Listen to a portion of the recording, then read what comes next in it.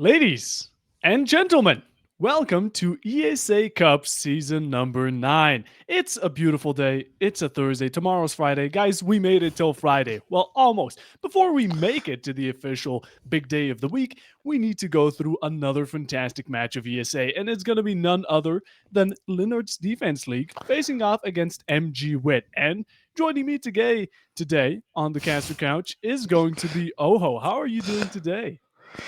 I'm doing pretty nice. For me, it's not a caster couch; it's a cheap chair from IKEA, so it's not as comfortable. But doesn't it doesn't impact the excitement I have for this game today. I haven't been on ESA in a bit, but yeah, this match should be quite interesting.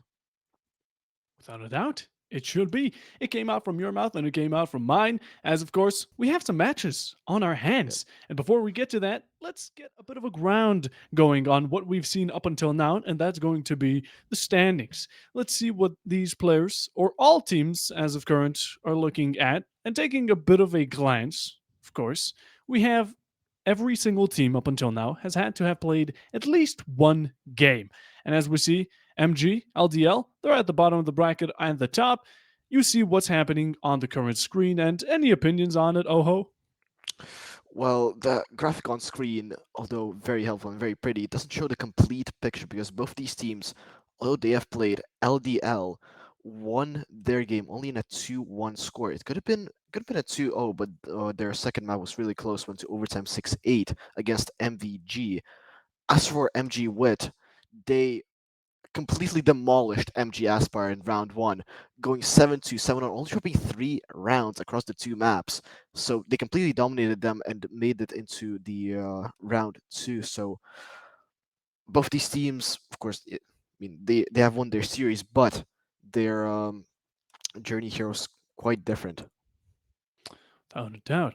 Now, of course, we have some more things to show you and more things for us to see, which is going to be the predictions, the staff predictions that will be showing us who we voted for. And it seems like it's going to be close to a 3-2 score ish. It's going to be 67% versus the 33. Three of us voted against LDL, or at least two of us that will be, and three of them went for LDL. Now, personally, I went for WiT because I casted them previously. It was against Aspire, and they were quite dominant. But how about you, Oho? What's your reason behind your prediction? I'm gonna be honest. I think LDL, although their game was the only 2-1, I think their opponent in round one was a lot stronger than MG WiT's, and so that's why we saw the score we saw. So I think they will edge out their opponent, but also I think their players are also a bit more experienced than the side of MG WiT. I mean, yeah, that's yeah. Yeah, it's about as close as it gets. Now, going over to get a bit of a closer look at these beautiful logos of these teams is going to be the head to head, seeing the best and the worst maps as of current. Now, you have the time, and you see Chalet is best for LDL, quite basic, and Cafe worst for them, which not too much of a surprise. Now, WiT, they're loving their maps as well, they're hating them, and oh, what are those two for WiT? I think, correct me if I'm wrong, the first one is Border and Nighthaven. Quite different maps. Yeah, So it kind of makes sense why one is best and one is worst. Of course, Border being a bit more traditional, a bit smaller and more compact, favoring that aggressive style. Nighthaven Labs, very big, and you need to play very structured on there. So it makes sense why it is their worst map. So I mean, yeah, it should be quite close because both these teams, Chile and Border, being traditional, kind of traditional-ish maps by today's standards. So should be a close match. it should be. We've seen the team logos, but what makes the team here? Oh, it's the players themselves. We're going to be seeing the statistics being brought to you right on the screen as of current. LDL rocking some nice spread out, although Uncert not being on that triple digit alongside with the Thatcher, seeing behind those goggles, still wondering about that laser sight. And WiT, all three rocking, or actually all four. We have Banks, Ishak, Shinji, and Vasi above 110, while Blacklist seems to be just supporting in the backlines. With that as well, these players, they have to play today. It's a best of 3, and with it, we also have 3 maps to go through. Now, honestly, I hope from what I've seen earlier, these 3 maps are going to be quite interesting. Yep, they sure should be, as you see right on your screen, right below us are the map picks. First, we're gonna go to Border, picked by LDL, then Consulate, and then finally, our decider, if it comes to it, is gonna be Night Haven Labs. We saw it's the worst map for the side of MG WiT, so they're not gonna want to go there. Gonna need to. They're gonna want to close it out in a 2-0 fashion. Of course, Border favoring them, and Consulate though could be quite a toss-up. It's a more compact map. It should be. I mean, yeah, it should be close. Should be close. You said it earlier, Border. It's a very frag heavy map. Now, last time I saw WiT, it was against Asbury, who are deemed to be one of the bottom teams of this cup. So, with that in mind, I am wondering how they're going to perform against a bit of a closer matchup, which statistically, even in this case, LDL should be better. Although it's a frag heavy map. We're going to be seeing spawn peaks. We're going to be seeing runouts, hopefully, and guns are going to get shot. That's the beauty of Rainbow Six Siege. Kazi, you said it, a bit more compact, a bit more new. Not as fresh as some may say, like Layer, like Night Haven, but it's still around that time. And if we even get to the decider, Night Haven, personally, I love it. I love the map. What about you, Oho? Oh yeah, Night Haven. It's a doozy. Some people like it. Some people hate it. I personally don't mind it. It's not my favorite.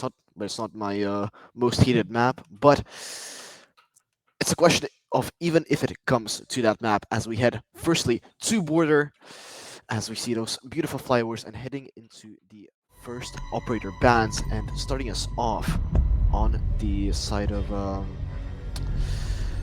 who's it? LDL, I think. Yeah, LDL banning Monty right off the bat.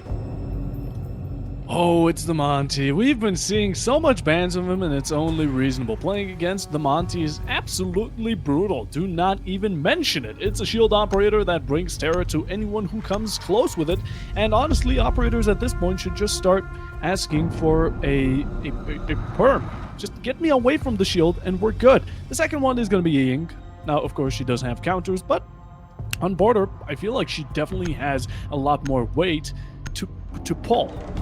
Border is small rooms really bunched up together. Now, of course, the Incandelas do expand, but overall, strong operator. You get rid of the Warden. Maybe they have a Jaeger, whatever the case is. She's going to be forcing some picks on the defense. Miro joining along. This is definitely one of the more outshining maps for her. And with that, we come to the last operator on the defensive, and that's going to be none other than the Azami. She's basically the strongest on the defense. She can be on any side, on any map, and she is quite good at just basically being a better castle. Yeah, she sure is, but those bans do leave quite strong operators, especially for this map. We see immediately being picked by Ishak Fenrir, quite a strong operator. I would expect also maybe a Valkyrie being picked, but actually, never mind, not picked. Instead, we see a Clash being taken by Vasi. That's going to be quite interesting to see right off the bat, going with some unorthodox strats by MG WiT. We'll just see what that was going to bring. As for the other operators, quite standard, though. Two electric operators being Kaid and Bandit being brought on. They really don't want these breaches to be opened up, or at least they want to waste as much utility as possible to get them open. As for Aruni, I mean, time sync, also a gadget sync operator here, which makes sense. You need something to catch 10 those seconds left before insertion. Oh yeah, without a doubt. Like you said, at the Band of Decade, 5 seconds. it's really interesting to see the operators here, but yet again, it's reasonable. As of course, we do have multiple walls the Ace can go for. If they get the main breach, they open up. That's one angle. If they go for opposite side, that's another. It just makes so much holes for the attackers to attack you from. It's honestly brutal to see. And as we're currently going in, all operators are locked in. We have the floors, we have the Ash, it's destructibility. Alongside the Ace and Thatcher, duoing up to go for the hard breaches. And the Deimos, which could be brutal in either a refrag game, where one team has advantage over the other. or just in general verticality. That's what the revolver is for, and since you're forced to play on the second, it's going to be brutal. Starting it off is going to be Mad, though, finding himself Ishak, and that's going to be the Fenrir, but the gadgets are still standing. Yep, really fast entry. Only 40 seconds in already. Someone falling behind. That's it was already in sight through this these headrolls that have been made. But the side of LDL taking the map control really fast. Minute in, already have that CC side and like all that side of the map completely taken because MG WiT just didn't contest it. So I mean, they say thank you very much, take it. But there is one person still below that could make some trouble really down the road in the round, but he's being thrown out and they know where he is, and there goes Nadaria trying to get him. Information exchange. Shield locked on. Thatcher on 5, looking very low. At the same time, these holes you opened up, the defense are going to be getting you low, but Banks is going to be finding himself the opening for the defense. Tracking down the Cade is going to be a task. Wasting not only time, possible utility. He's doing his job well as he comes behind Diddy. That's going to be Shinji with 1. The second for the defense. Now it's a 3v4. Call it a 2v4, seeing as Zach right now on that 5 is going to be looking very bled out. All that needs to happen right now is a Clash to approach him, or Shinji to get up onto Mad to make it a 2v4. The zaps are going to be basically enough for the Thatcher, as Unsert looking to find himself some refrag, but in the end, it's going to be the one down. 1v4 very early onto this round, and it seems like MG WiT have established themselves a beautiful head start. Yep, Sicario with 5 HP. It's going to be really difficult. Already wasting 2 AMPs on the Clash, only 1 pocket, which could contest it, but yeah, just trying to find some kind of picks. But with 3 seconds left, Diffuser on the ground, not in his hands. It's going to be quite a challenge. MG WiT all on basically full HP on the lead with 43. But it's going to require at least 2 or 3 bullets from his back. It doesn't look like Sicario is going to go for it, but Shinji will. Approaches him, takes his head clean off. And that's going to be the first round coming up from MG WiT. It was, well, close is not a word to describe it. Let's look for it. It was a 1v4. Oh my goodness. Yeah. Even though, you know, I can give or tip my hat over for LDL for establishing the start. They got some good ground. They took into CC, took break, east, you name it. They got the opening pick. Beautiful. It's the Fenrir. You get rid of an MP7. What's there more? Well, you have that Damos. You go from below. The Cade, how the hell did he get around? We have someone going into workshop trying to clear him out, while you have someone on main stairs or on metal stairs droning him. Now, what the issue is, discovered the location of a bomb. at the same time, the issue there is, Oho, he's approaching metal stairs, so you're leaving your teammate on a drone while you're going for a Scooby-Doo loop around. In the meanwhile, though, you know, I think I'm not too late to say this, but Vigil has been quite a recent occurrence 10 seconds in remaining. general for Rainbow Six Siege, seeing as damage drop-off is no longer a thing. 5 seconds And it's remaining. going to be the first round, Rojo. We can congratulate Ishak on that Boss G. Attacker's objective is to defuse a Yeah, bomb. Boss G plus the SMG-11 being a bit easier to control on console, though still being quite a unpredictable gun in inexperienced hands. But I think Ishak should be quite comfortable with it, as I mean, you wouldn't pick it if you weren't comfortable with it. But it is a bit of a risk, though, because 2 bullets, if you miss both of them, I mean, that's basically it for you unless you're in a good position. But we're just gonna need to wait and see as the attacking team approaches. It is the downstairs side. It is vents that is being defended, not bathroom as you would expect for the secondary site, but still, it is quite an important site to play vertical. That's exactly what we see as the Frost of Blacklist playing on these western stairs. Just getting spot, going away. But never mind. Going for more. He's clearly quite comfortable just be sitting there and wasting time for LDL. LDL playing a bit less, a bit slower now, but doesn't matter. Blacklist takes Zakario's head off. That's the entry. Already 1 minute to that. Really fast entries coming out from both these sides. As never mind, being immediately exchanged by Diddy. Diddy. Thankfully, the P isn't there. 4v4 around the corner and 1:30 on the clock, making their way into sight. That's going to be the so-called man, the myth, the legend we've been talking about. Diddy in toilets, while upstairs there's going to be an attempt to assassinate Ishak, but it's going to be failed. Mad, or actually it's going to be successful. Ishak won't be able to defend himself. That's the Baji off the board. Ash on 23, you don't have a Finka on board, so HP is going to be looking the same. As of course, Diddy now taken off. It's going to be yet another trade, the second one into the round. 3v3, 1 minute and 5 on the clock. Still looking good for the defenders as they take a more proactive approach into bathroom. But Mad, he won't be standing for it a second. Now it's a 2v3. And advantage on one, not the other. Alkarin and Vassi checking corners. Peeking angles, at the same time being patient, which is a key to unlock some sort of door, maybe to the first round, maybe not. I mean, that door might be closing real fast as Unser takes Vassi off. Now Shinji left all alone. He's been in this small office this whole time, but can't even get one for himself, as they said, gets taken off. Last kill, as we see now, and this time, LDL being successful, taking a bit less of a fast approach, being a bit more structured in their attack pays off, at least on this site. Though empty WiT does appear like they are still confident in that as they take it yet again to try it again, and I would expect the side of LDL to pull out something a bit Attackers different need to locate than and what we defuse saw bombs. last time, especially since Diddy picked Nuke. I'm really interested if he stays on her, because a Nuke can cause quite a bit of trouble if the defenders aren't careful. Yes, you can.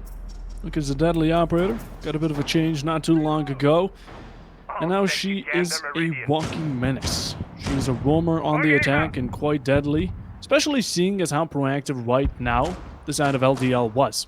They took it onto East. They took way more of an aggressive 10 approach seconds to into go. anything they were handed. They picked it up, got themselves in a better situation, 5 but in seconds the left end, before the insertion. aggression from LDL Attackers' worked out objective is to perfectly locate a bomb against and WiT. defuse it. We had people watching East stairs. We had people pushing into bathroom. And in the end, it was all shut down, even though refrangs were captured.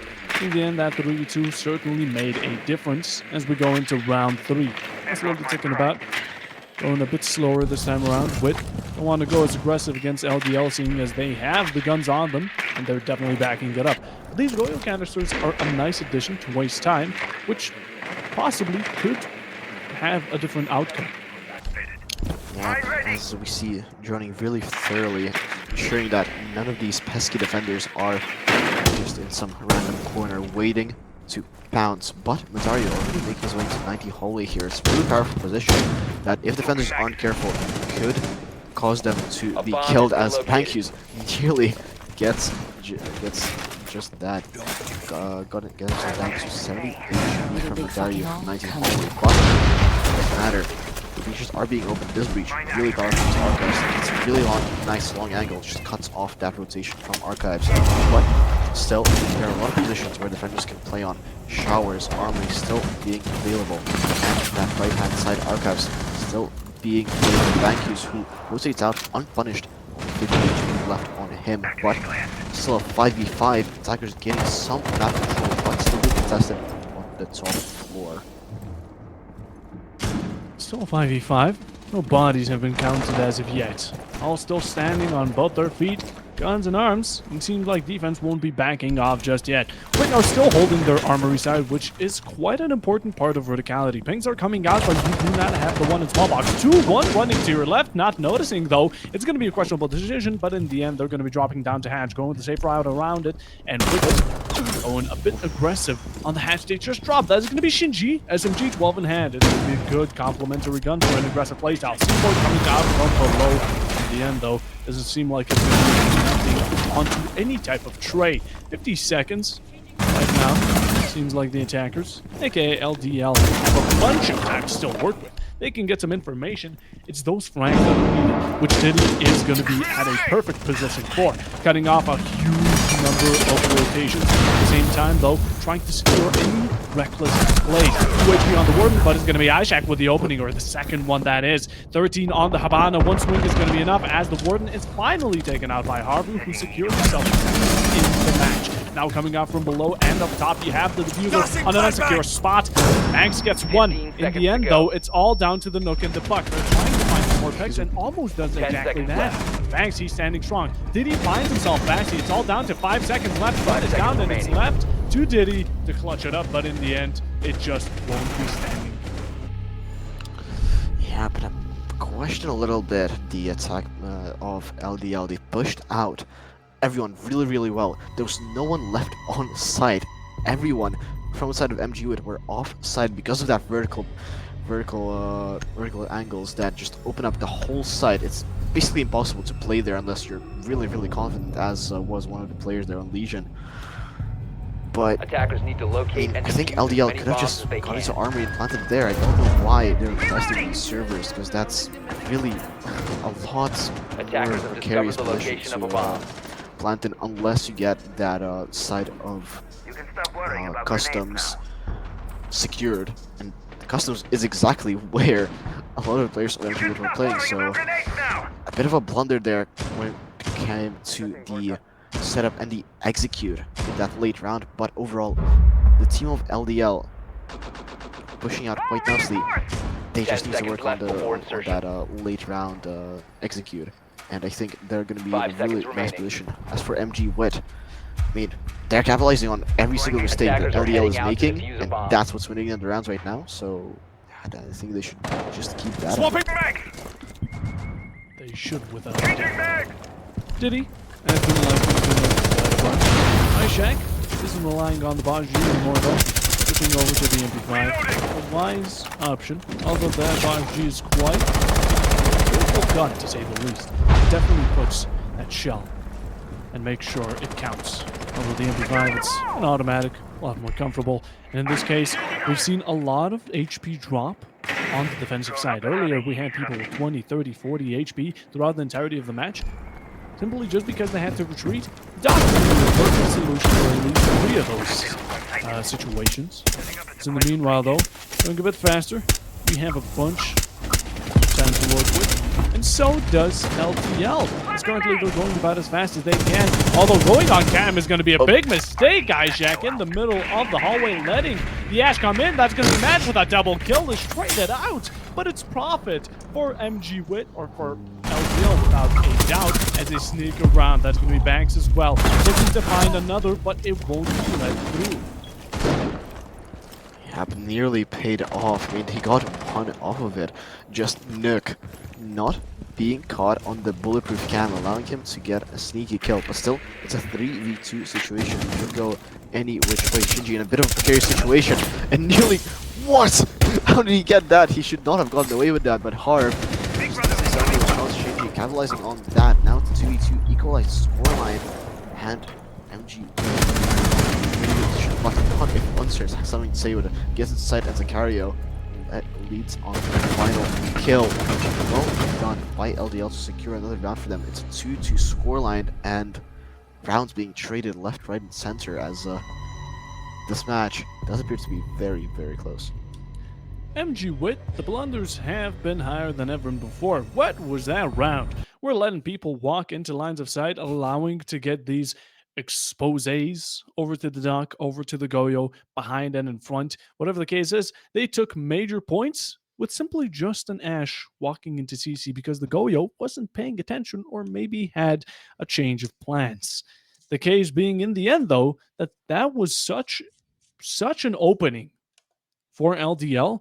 They swooped right in, took it into their own hands, and managed to secure themselves the second round. 2-2, equalizing it out yet again. It seems like these teams are really going toe-to-toe, as it's not a far-fetched match anymore. This is quite close, and as predictions go, and as thoughts may be, we're gonna have to wait and see how much it continues, because right now the first one who can really get that 2-round advantage, I think, is going to be having a hand over the other, especially when it comes to this type of pressure. It's already a lot of pressure to work with. We see the Go probably turned his back around. That's why the Ash was allowed into the CC, because there was just so much going on all at the same time. And you want to make sure there are no mistakes, but in the end, that can make the mistakes happen or occur in the first place.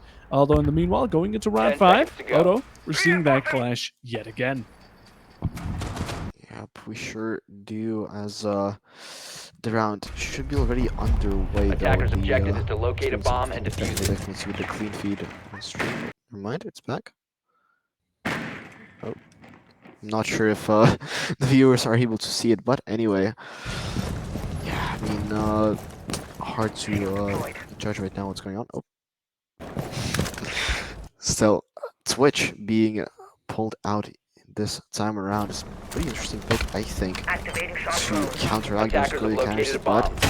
MG WiT going for a bit of a different strategy this time around. No Goyo in sight, instead going for that first round type of strategy that we saw from them that led to quite a bit of success on their first time around. This time, not even surrendering the first kill, as a minute has gone by and still not even damage exchange.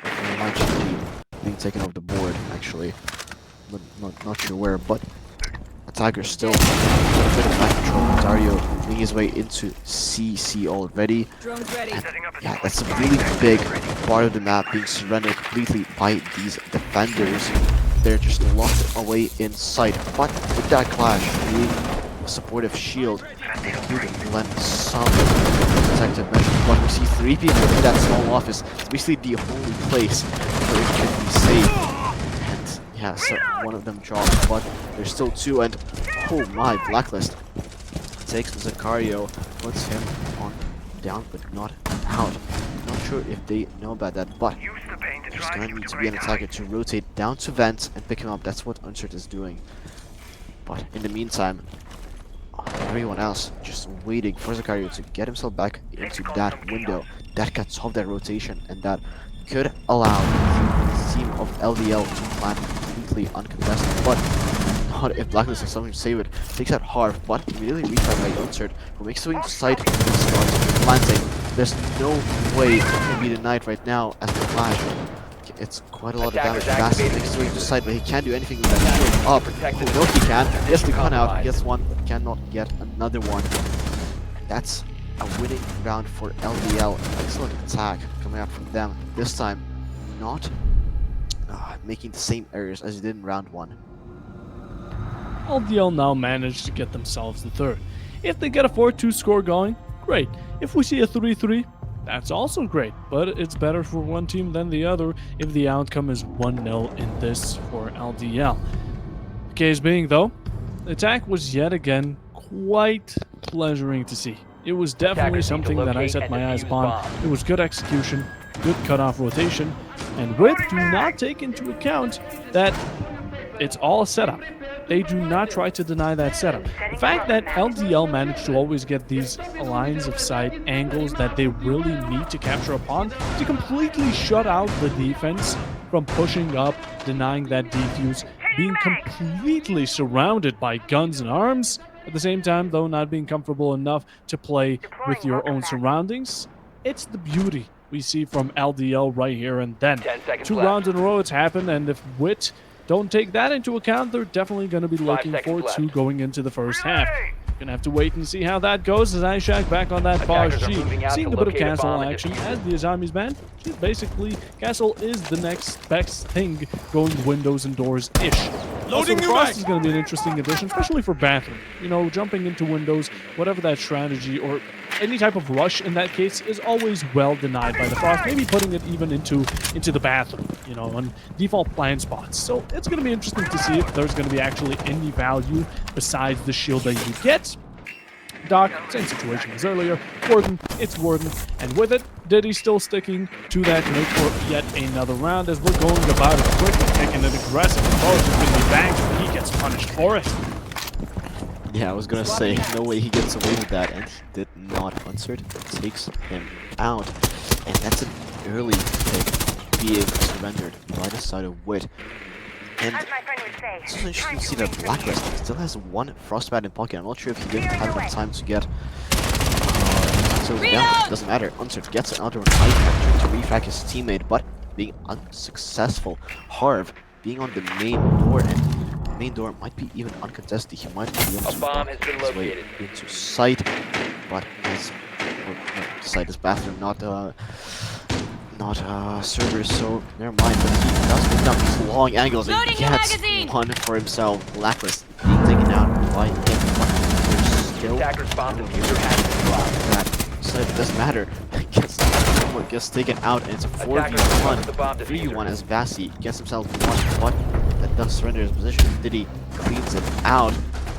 More of a chaotic round. Not even sure where these kills were coming from, but anyway, that does result in an LDL going 4-2 split in the first half. That's a really good position, but we should remember that Border is one of those few maps that is attacker-sided, so MG WiT are still not out of it. They still have an option. Maybe continue, maybe go out of regulation. We're going to have to see, as the North Defense League have gotten themselves a nice head start. They've gotten themselves some sort of Defenders, track. protect They your started bombs jogging. being defused by But attackers. is WiT going to catch up? That's the main question here as we're going into the first attack. Now, I'm not going to speculate on any operators as of yet. Maybe they're going to get locked out. Maybe they're going to get switched up. In the meanwhile, let's turn over to the defense. Seeing the Warden in play, always love that shotgun secondary combo. It's been seen on Mute. It's been seen on Smoke. Why not bring it to others? Soulless. We also have Warden now. We even Demos, maybe. The case being, though, it's a great combination of close range and mid, maybe with the SMG. Goyo also 10 being seconds brought out left on before the insertion. upstairs side is going to be an interesting way of going about it. Maybe if they push offices, seconds left. they open up the wall, the Goyo goes off, it reserves some time to reposition wherever Attackers you need must to, locate get some and reset defuse the on bomb. that mentality. But in the meanwhile, though, still surprised that we haven't seen maybe a bit. Actually, no. Honestly, I was gonna say maybe we haven't seen any timeouts. It's to be expected. The score is looking balanced, as all things should be. And the attack looking very similar to what we've been seeing from the side of LDL. Let me check on the Brava. I'm not sure why she was picked. There's not really much utility. It could be hacked, except those jammers. Or operator just for that. I mean, actually, there are default camps that could be useful. That could be hacked. So that could be one of the reasons why it still doesn't matter. They can't change up that operator now, as this time MG WiT are playing a bit less balanced than we saw from LDL, taking the map control really slowly. 1 minute in the round, and they're still all outside. But that is to be expected actually, because the side of LDL are contesting every single inch of the map. 2 people in the CC side, not allowing to take that easy control as Blacklist nearly takes out Harv on this catwalk. And now, there comes the entry. Bankus gets one and gets a second one for himself on the Nook. I think that was on the main balcony, sneaking up, getting those 2 sneaky kills. And now, side of LDL, really shaky situation here as Unsert trying to equalize the scoreline, but Harv gets one for himself with a C4. Really gets taken out at 90, not under control. Unsert, really shaky situation, gets taken out himself, and it's already a 1v3 situation. Everyone just falling left and right, and Diddy left all alone to clutch this up. 2 people. Attackers are activating the bomb diffuser. He gets one. It's 1v2. With the diffuser down, it still might be winnable. Goes into the site. Seconds left. But the side of MG WiT playing it really patiently, just waiting Defenders have eyes on for the Diddy diffuser. to hop on this Attackers need diffuser. to They know protect it. the clock is working for them. They don't do anything but, oh, the impact gets out, dislodges the position, and now suddenly it's a 1v1 with 18 seconds left. Hops on the diffuser. Does he know where Vasi is? Vasi approaches. Gets that. He can't even secure the kill. 12 HP on Diddy. Goes for the kill. Vasi saves the round for his team. Very, very shaky, but LDL do manage to pull it out. Or not that LDL, WiT managed to pull it out and secure themselves around about 4-3 on the score. Talking about pulling out in P. Diddy, here we're 4-3. You said it, Oho. And with it, it's very one-sided, this attack. It's border, guns are important, and attackers, that's what they bring. With it Attackers need in to mind, locate the and previous defuse round bombs. was quite chaotic, although in the end it was a similar situation how WiT went against LDL on defense, and now how they're handling attack themselves. With 4-3, one more round away from equalization. Going upstairs again. Right now, LDL looking for a second shot at it, giving it a second chance because, you know, maybe it just might work. Second time's the charm. It's not necessarily a saying, but it is for LDL now. 10 seconds Going remaining. into it though, we're bringing out Rooney. A bit of a switch of operators. We're still seeing the Dog, we're still 5 seeing the Meat, the seconds to Legion, insertion. Rooney instead of the Goyo, and also the Frost upstairs is going to be an Attackers are interesting moving out pick. to locate a bomb and defuse it. Yep, maybe praying to catch out the side of WiT. Lacking, maybe, but I don't see why. Setting the welcome mat. Reloading.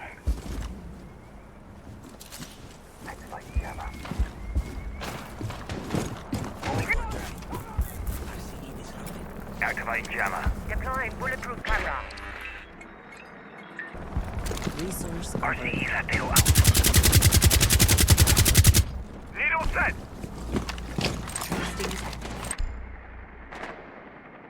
Boom coming up.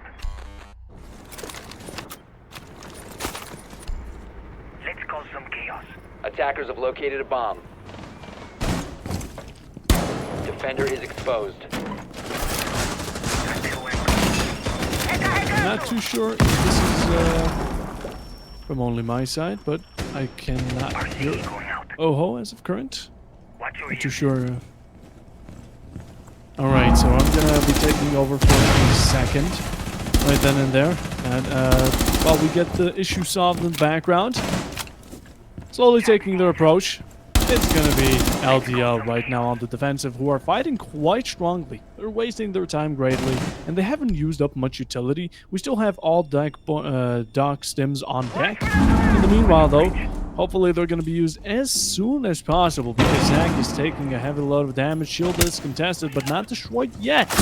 WiT, you need to take a faster approach, and Blacklist is going to be starting it off. You come around to get the second. That's going to be Banks. 1 HP on Banks, as Shinji is going to be backing him up. A 2v5 brought along. And now, it seems like it's going to be a tough fight for the side of LTL to handle. Sequential breaching Now. activated. 1 minute still clocking down. Changing max. Similar situation, but this time instead of it being a 1v3, it's 2v5. It's still 3 players above 1. 50 seconds slowly ticking down. Drop from the cross is going to be interesting. Low HP on 2 characters. The West is looking fine. Breach is coming out, and Banks is getting himself a double. Diddy going for going 6 foot under, as the plant is now securing itself. Attackers But are active. Harp not going down without a fight. Flawless is not going to be connecting, but you're completely cornered, and there's basically no hope left.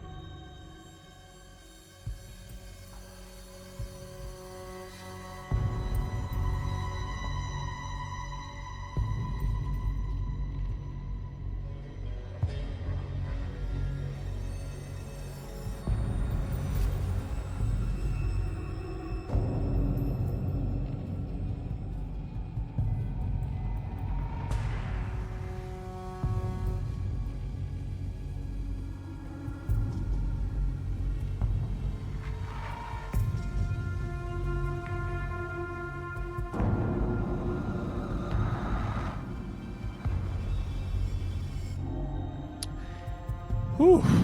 The second WiT switched over to the attack, it was a completely different story. They picked up the pen and started cooking. They started writing, and a 5-star meal is what they made out of it.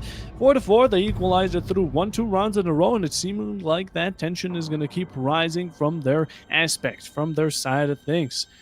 Now with it, seems like it's going to be LDL on the side of needed adaptation. We've seen quite a lot of mistakes in the last 2 rounds of the first half on WiT just allowing LDL Defenders, to take protect your over bombs lines from of being sight to defused by completely cut him attackers. off 3 rounds in a row even. Now it's kind of reverse, you know. We're going to vice versa that around. And WiT taking over the lead as we're going downstairs, finally not giving a second chance or a third Attackers chance discovered the to the location of a upstairs bomb. floor. Thankfully, seems like LDL have noticed that maybe it's just not, maybe they're just not ready for it as of current, or MG WiT are prepared for it more than they ever have been. Now it's going to be ventilation and workshop. Verticality is the play here to go, and oh ho. What do you think could be one of the changes 10 seconds right left. now that LDL need to make to really stop this 5 seconds flow remaining. of rounds that is coming against them? Barricade door! Attacker's objective is to defuse a bomb.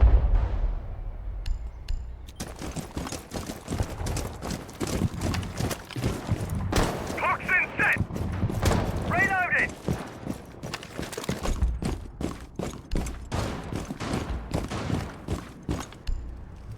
Getting closer to the site.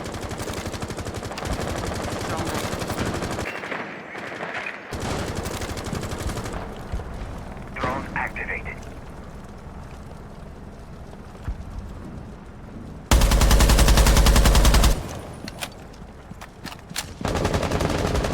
Reloading!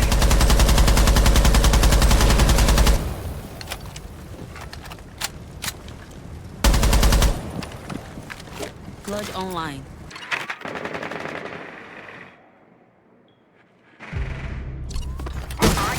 Sending needle! 8 people split into 2 teams. It's a perfect combination of 4v4. 2 minutes on the clock, a rough 150 if we're exact, if we're on the point. But whatever the case is, these operators are spread all throughout the map. We have people in customs, we have people upstairs, we have people pushing metal, and 1 outside main. It's an all-out battle. It's a free-for-all between these players, which are trying just to get that opening pick to make so sure that that pressure is really brought to the enemy team and not yours. It's a hard burden to carry. Seeing the Amaru, the shotgun SMG-11 is going to be interesting. Swing by the Goyo, and you win it. Swing or be swung? Well, thanks. You're definitely not going to be on the best end of it. A second one is going to be down. That's going to be Zach, found by Banks, who just continues raining down on this defense. He's next to site, and he's making sure that they are aware of it.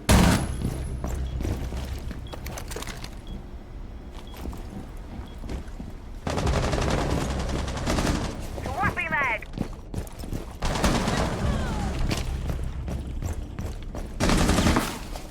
Attackers are activating the diffuser. Defenders have eyes on the diffuser. Attackers need to protect it.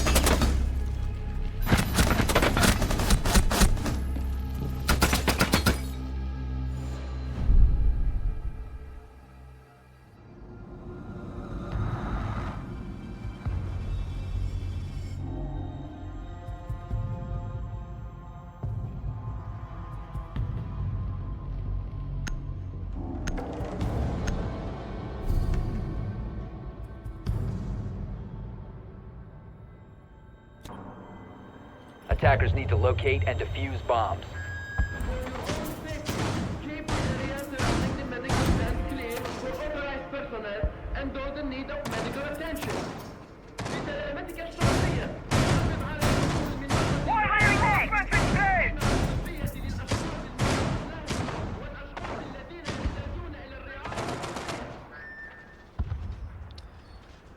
It's the 4th round. Reload! Over in the second half.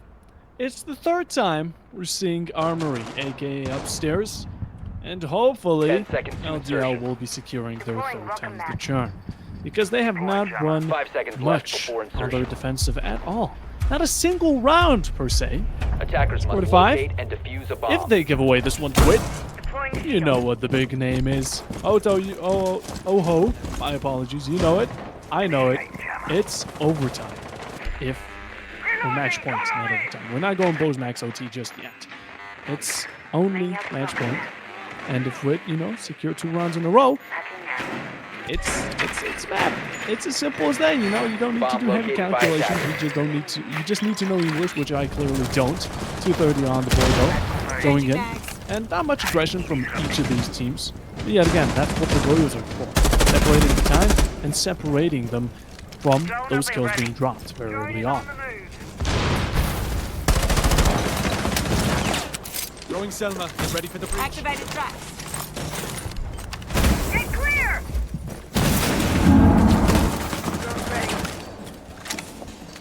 Loading new magazine. Oh, Still anchored.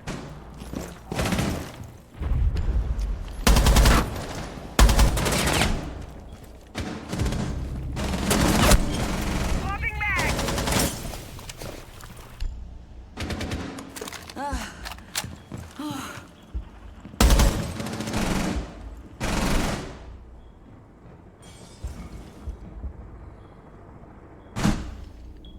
Flash out.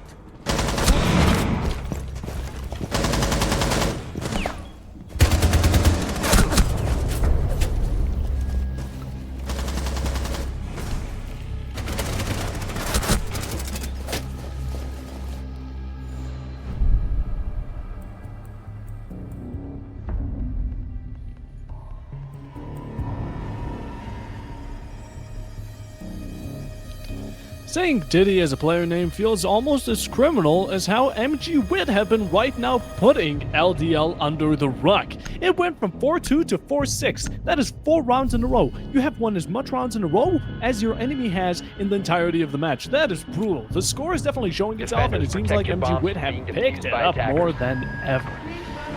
Oh my god, this is close, Oho. It's 4-6, and it seems like while LDL was on attack, they managed to get themselves a bit of a header, a bit of a big ups. Now, it's WiT, 2 rounds above them, and 1 round away from taking away the first map, which was LDL's pick, by the way. So, it's going to be that much better for WiT to take it for themselves. Although, before we head to consulate, we need to see this result. Do we go overtime? 10 Do we seconds to keep it in insertion. regulations? Those are the big Bomb located answers by here. attackers. Although, 5 seconds to insertion. Yep, they sure are. Hopefully this stream here Attackers now. are moving to defuse Apologies the for bomb. that. But yeah, 4-6 match point. And LDL, they have to make something work. 2-4. Yet again, going for events. Clearly, really hating the bathroom side, although I would kind of expect them to like it. Some teams play it as their primary site, so I don't know why they hate that so much. Still, they're trying to make it work. But we see an Echo actually being played by Diddy here. Quite a different style of operator here as well. Going very aggressively, trying to get an early pick and getting quite a bit of pressure onto WiT. But Diddy is the one who gets the first kill on Echo, which is unexpected. But now they need to not let go of this man advantage. They don't expect it to be as Harv gets aggressive, gets onto the flank, gets one, can only get the second, but immediately refrag back. Man, the 3. Yeah. That guy. It's 2v4. Then he's GG left for the side of WiT. That might be the first round going the way of LDL defense, but it's still not over. you can finish it up with just a couple of right plays. They don't have a dock, and 2 of their players' HP equivalates to about 110. That's the math. Quick maths. As right now, quick frags are needed for WiT to finish it up. And Banks is gonna be getting right onto it. Testing the IQ, you run away at the wrong time. As 3 HP brought upon, the pistol comes out, but the Legion Goo is gonna be sticking its thorn right into your foot. Now trying to start or finish what you started, it's gonna be Shinji getting directly onto it. 2v2 now, drop onto metal by the side of Unsert as Diddy. Oh, saying that name terrifies me. Looking at that main site, they can go into sites. If they secure that behind bomb angle, they could be securing them a very long time. need to watch out for the player upstairs. It's carelessness that is going to be ending you right now, Bangs. Diddy still sticking upstairs, going for the drop just finally, but the bathroom lurking around. That's going to be Shinji. The IQ looking for those corner peaks, plays coming around. You're not too sure where the positions are. You don't have the information as they're rotating upstairs. Oh no, oh, this is looking bad as he comes up from behind. That's going to be a double. What's coming from the corner? That's going to be Diddy peeking out and getting it one round closer to overtime. Yep, and that's what I said about 2v4 not being the end of the world, as we saw the side of MG WiT being able to equalize it and get it down to a 1v1. Not the way LDL would have wanted ideally that to go, but still, a win is a win, and Diddy clutching it out for his team in that final 1v1. 5-6 LDL are going to be looking for that overtime victory, and finally going to bathroom and tellers.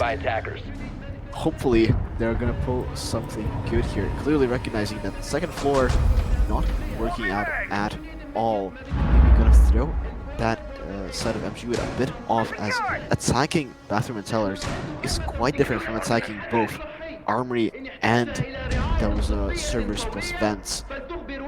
Of course, quite a bit of a different style of attack, and also a new set of operators, a new set of defenders that are going to need to contest, especially the IQ being taken by Harv and Diddy playing on the Echo. A lot of utility being placed into getting intel, but all of that can be done very easily by the IQ on Shinji. Just spotting out those cams being not a problem at all.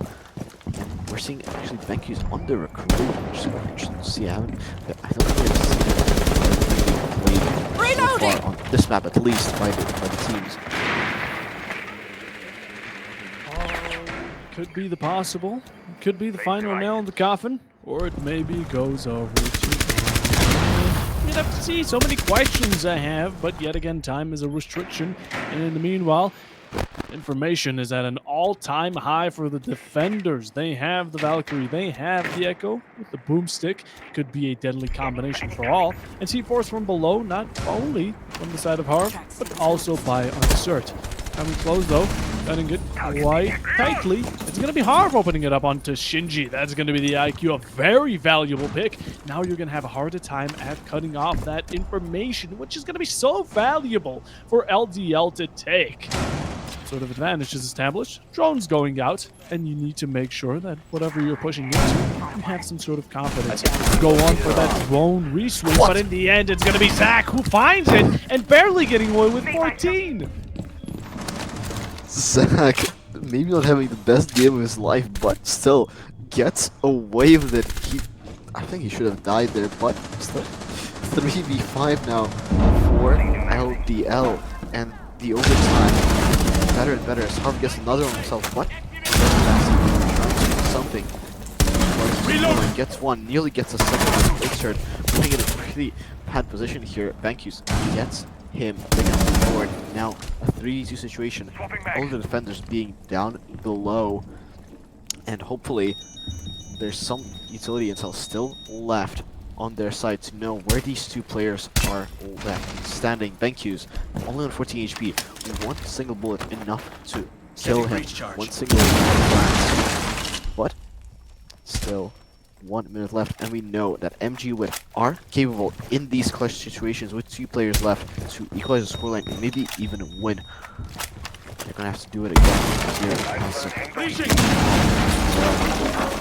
don't think there's many people on site, but go for the plant as Vasi drops down, plants under the smokes, the flash is being gotten. Zakari gets up, but gets down by those track stingers. He will be picked up, but in the meantime, Vasi is basically in a 1v1 situation against Harv. Makes his way behind the vending machine. Will the side of Defenders LDL have be eyes on the expecting this? position. Attackers need Gets to protect one it. on the hatch, but the one drop, and he cannot get another one. Harv on the triple kill, secures another round, and ladies and gentlemen, we're going to overtime. Defenders disabled the continuing the diffuser. kill streak legacy Defender of mission Diddy is going to be hard for that triple. A beautiful one of that as it is overtime. It's the big out of regulation finally making its way through, as not only has there been a comeback, but there's also been a denial of finishing it up with a 7-4 or 7-5 score. That's going to be LDL, 6-6. You've got another chance. You've gotten yourself a second one, and whoever wins 2 in a row, or just 2 in general out of 3, is right now going to be taking their first map. Now, preferably, it should be Attackers need LDL. to It's their locate pick. and They should be defuse bomb. comfortable on it. Going into WiT's pick is statistically a bit worse. So take it while you can. Make sure you brighten yourselves up. And surprisingly, we haven't been seeing much tactical timeouts at this point. In the second half, the comeback from MG WiT has been astounding. I mean, 4 rounds in a row, are you kidding me? That is absolutely insane. The second it got to the second or third round even, tactical timeout, talk things through, get that flow going, and make sure it's a bit safer going into the 6-6, whatever the case is, Attackers though. have located a They got bomb. there anyways. Both these 10 teams seconds to equalizing it insertion. out. Both teams looking very deadly, and WiT now looking at defense, seconds to while insertion. LDL is belovedly back on the attacking side, which they have been quite Attackers' dominant on objective is to early. defuse the bomb. Now, Diddy on the Nook, and Ishak back on that vigil, seeing it quite repetitively. We're gonna hope they didn't forget what to attack. Reloading ammo. They've been on the defense for 6 rounds in a row. Attack. This time, he's gonna swap 1 by 1. This time, going in attack and defense to secure himself this win. Otherwise, he's gonna stand so. But that's a long way into the future. This time, 30 left on the clock, and LDL doing this a bit more methodically again, not being as aggressive as we saw last time. But Diddy, oh, they know about the Valk in this hallway. He's so close. Oh, he's so close, but no, he doesn't get the kill. Vasi gets away with his life, and oh my god, these shots are being so close. But the players don't have the wall hacks we have, so they don't know about these shots being so close. Reload! Wait, going for this game. Looking like exactly. Gets away with it though. Damage taken, but the C4 gets blown. Doesn't get the kill. This C4 doesn't get the kill either. Popped off. Some facility being broken, but not enough. Ishak is the one who secures the entry pick, but Harv immediately retracts his teammate. 44. Reload. Teams going toe to toe, not willing to surrender. Attackers drop the diffuser. Attack, Blackburn gets the diffuser down, and Thank Yous gets another one. It's a 2v3 situation. LDL. Finally, some sort of dominance asserted by WiT on the defensive is definitely going to be making a change, but until then, 2 attackers are still going to have a say against it. The drop from the Frost is going to be working out as a distraction, as Vasi finds one Shinji up from behind. The bug dropping down hatch is going to be the biggest mistake, or actually the bottom, or my mistake. The bottom dropping down the hatch is going to be the biggest mistake they could have done, as 6-7 is brought again, and match point is for the second time around for WiT. Now they could take it. They could be comfortable if they just take their attack. They've won 4 rounds in a row on attack, so they possibly could take this one as well.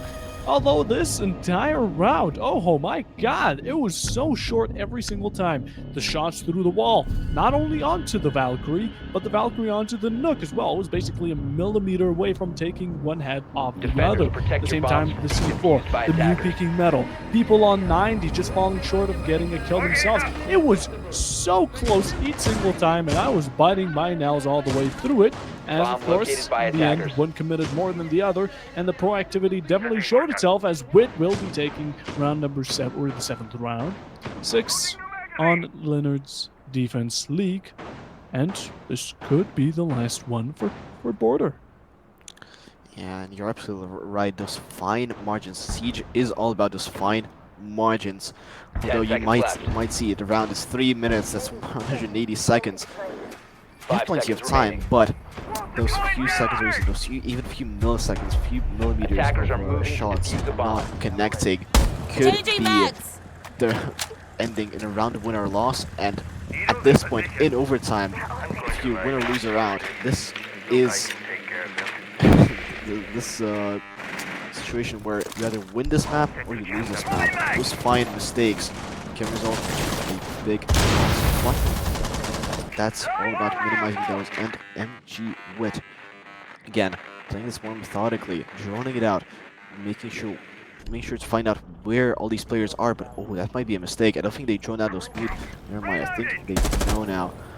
As Banky's preparing himself to get hit aggressive here, but yeah, backs out of it as Horizon is not clear yet. Though Sinatro being taken and Brava being played to secure those Lucy traps, not being successful yet as being defended, but Blacklist gets the first kill onto Diddy, opens it up, and that's not a good start for the team of LDL. Swinging around the corner is going to be the least wise decision from Zach, as Vancy is going to be chaining it onto Harv. That's going to be a 2v5, and looking over at match point, it seems like Shinji is going to be securing it even further. Unsur gets one with the shotgun, but Ishak returns the fire with the exact same gun, although be it a secondary. It's gonna be WiT. MG WiT taking map number 1, which is going to be Border. Also, LDL's pick is going to be quite a danger going into the second one, which is going to be Consulate. But what a match! Definitely close.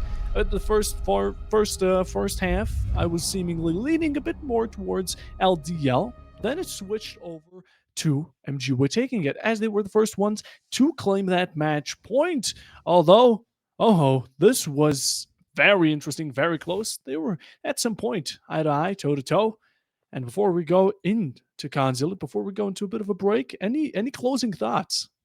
I mean, you can definitely see why these teams prefer the maps that they do, Chalet and Border. For either they do like those traditional maps, but Consulate, I mean, it is also a bit more traditional, but it's also newer, so less experience for both of these teams. So it's gonna be interesting to see what they come up with. And if LDL win this, we're going to Nighthaven, which is gonna be, I think, a really uncomfortable map for both of these teams. So really equal ground all the way through. So yeah, I'm really excited to see what holds next.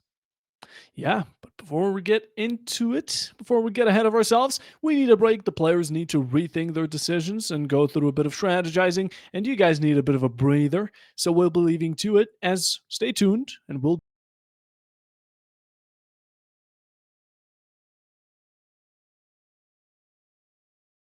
And we are on. The confirmation. The confirmation from the production is now out, as we are ESA Cup Season 9.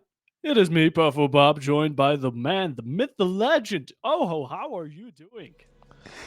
Doing quite excellent, because we're heading to one of my favorite maps, Consulate. I kind of really love this map. It's really fun to play, both as an attacker as a defender. So yeah, I'm really excited to see what these teams will be bringing on. As the first ban comes out, Monty, LDL, really don't like that operator, clearly banning it twice in a row now.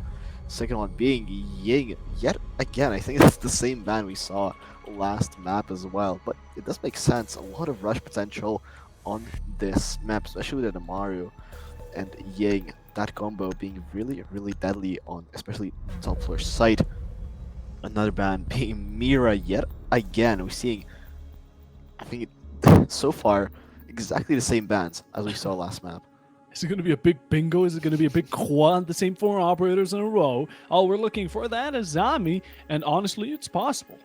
Of course, I would maybe see a Cade being banned before, a Fenrir, and a Valkyrie. An interesting one at that. Although not too much of a surprise here, because Valkyrie earlier, she was used quite a bunch, and she is a deadly operator, especially on a map like this. You have really slow movement on Consulate when you also have destructibility right below your feet. It's so much to work against, especially when you have Valkyrie cameras above you. You're trying to lock in an angle, trying to secure these really important positions, big rooms, by the way, that need a bit of time to take. So while you're holding that position, trying to cut off rotation, one bit of that chuck from below, and you're done for. The explosive is good enough to deal with a character or more. And the combination of Valkyrie really complements between the two.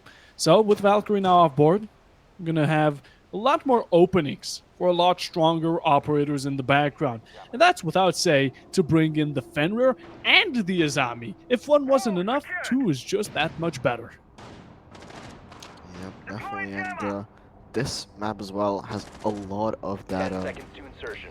soft flooring, which makes C4 all the more 5 powerful. seconds left before insertion. Though Uncert is the only one with a C4 on Attackers are moving his out to team. locate a bomb and defuse The it. rest going for barbed wire and that bulletproof cam. Of course, utility for intel being really crucial here, as to know where the attackers are coming from. Very important. Though it does seem that it's going to be a bit more of a standard push here, as Bassi Located by taking attackers. 2 ace charges to get that main breach open. Not really clear what direction the others are going to be coming from, because at this point they go from either way, and I think that's what the plan is for the side of MG, WiT being a bit more flexible with it.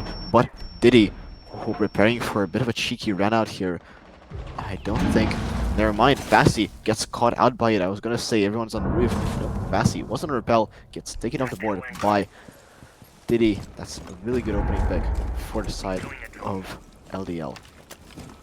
Every single attacker has been now on rappel, and we've been seeing them Spider-Man all across the building as finally an opening kill is delivered. It's an unfortunate one of that. Master did manage to get some sort of opening onto the single wall, although he didn't make it much past it. Close shotgun by Harp. That's going to be a dangerous pick to go up against. He peeks you once, you're a bit too close, and it could be all over. Backing up, that's going to be the correct way of going about it. A bit more safe, you've wasted the time, and at the same time, you've also put on a bit of pressure, put on a little bit of a show. B Grims making their way through, trying to reveal positions, as although it seems like this attack is a bit one-sided, not really spreading out to use as much loopholes as you can, to not really take care of as much openings to put that pressure on, but just put all the force onto one and hopefully it penetrates right through the defensive. Going spiral as well, Yellow in the meanwhile, repel to cut off rotation. They're taking a second approach, but Diddy is going to be cutting it off as he takes out Vankus. That's going to be the second opening in the meanwhile, getting close. That's going to be the Zami on the window. Shotgun pulled out, but in the end, you got to watch out the run out from behind as Zach finds the fourth, and in the meanwhile, Uncert dropping down to Yellow, swiftly coming around, and with that, the first round is going to be going over to LDL. Yeah, a bit of a questionable attack there. Usually you see people going for the yellow stairs as a bit of a rush kind of strategy, not as much of that approach for the attack, but with going for that being Attackers need to unsuccessful, locate and defuse still bombs. it's not the end of the world, as Consulate being quite defender-sided map, so it is expected for LDL to win at least 1 or 2, or maybe even 3, or maybe even 4 rounds. Won't be the end of the world for the side of WiT. They just need to take at least 2 or 3 from them. Still, it's only the beginning of the game, and they're going downstairs. Downstairs being a bit more attacker-sided than second floor is, as 10 a seconds lot left of the before side insertion. can be opened up with verts. A lot of it can be cut 5 off seconds left from before insertion. upstairs, so it's really crucial to have some players Attackers must stationed there and locate and contest defuse that, the as we bomb. see exactly that with those head holes, with those feet holes, just not allowing the side of WiT to be playing comfortably there, even after they've established that control, because at any one time someone can flank up and disrupt all of that. But it's clear that they're going for that instead, going for the secret with all 5 players going through into servers, which they're going to funnel through this one doorway, and if they're not careful, they might pay the price for it, as Bankus does pay the price for his mistake, as he stands right near the drone hole, punished by Zachary. Really early pick coming out for the side of LDL. The smallest of openings, yet the biggest of starts. Although traded out not too long after, Shinji finding himself the first. It's going to be on to Zach. He got the opening, but yet again, he was the opening at the same time. It's a trade for trades. It's a vice versa. 2 minutes on the clock. Yet again, it seems like these attackers are going for a completely one-sided push. They weren't sneaky about it. They opened it up with the can opener, and then they all rushed on through. In the end, though, they're surely making some sort of presence, but these mutes are going to be a bit of a bane to your strategy. You tried to get that intel through, but it's all denied in the end. Trying to get those picks, but you're not being peaked. It's a game of patience for the defense right now, and LDL are playing very nicely. Although quite confronted, WiT currently in a tight spot, choked out, trying to find themselves some picks, but in the end, it's just not happening. LDL playing quite aggressive, taking angles, not allowing the attackers to get too comfortable with the angles they opened up, but paying the price for it as well. Blacklist gets taken care of Harv as Vasi will try to use that Maverick to get rid of the Rejammer. He's successful and is not killed as well, though is now as Diddy gets one, gets immediately traded out by Blacklist. It's a 2v3 situation. Things swing either way, but not if Madrina picks that way. Guess still has some HP left on himself. Unsert playing with the shotgun close range can be quite deadly, but Shinji himself is staying at Bone Jr. Really good positioning coming out from the defensive side as the shotgun not connecting with the target. Missing out. Unsert unable to connect with the face of Blacklist. Still 35 seconds left. Attackers need to push on through into sight, otherwise they're going to be staring at a round loss here. Swings coming close. T5 in hand. It's a deadly weapon, but you need good hands to use it. Not much recoil. Flora's drones pushing out the mute out of the comfort zone. Now getting up closer, which is going to be that much deadlier for LDL to handle against. The shotgun up close is the deadliest in the position. 9 seconds around the corner. You see it around, and Blacklist tries one. Mad in the meanwhile is going to be trading it out for 2, as it's just going to be enough to finish off the second round for defense. And with it, LDL are going to be securing themselves the second. An interesting finish right then and there, but I don't like how WiT are taking their actions. Just like previously, they don't seem to be learning from their mistakes. They go for a one-sided push, and they don't stick to it. Just like first round, in the end, it was a last-second resort that they ended up switching completely over, and that punished them heavily. Now they've stuck to it, and in the end, you also had the floors rotating upstairs. You also had the eyes dying off of drone hole. It's these last-minute changes that have been punishing them so heavily. Yes, I see the idea. Put some pressure there. Make the enemies think that that's all that's going to be coming of you. Put a player or two in a different position and maybe have a bit of a flank, but it's just not a well-secured enough of a strategy.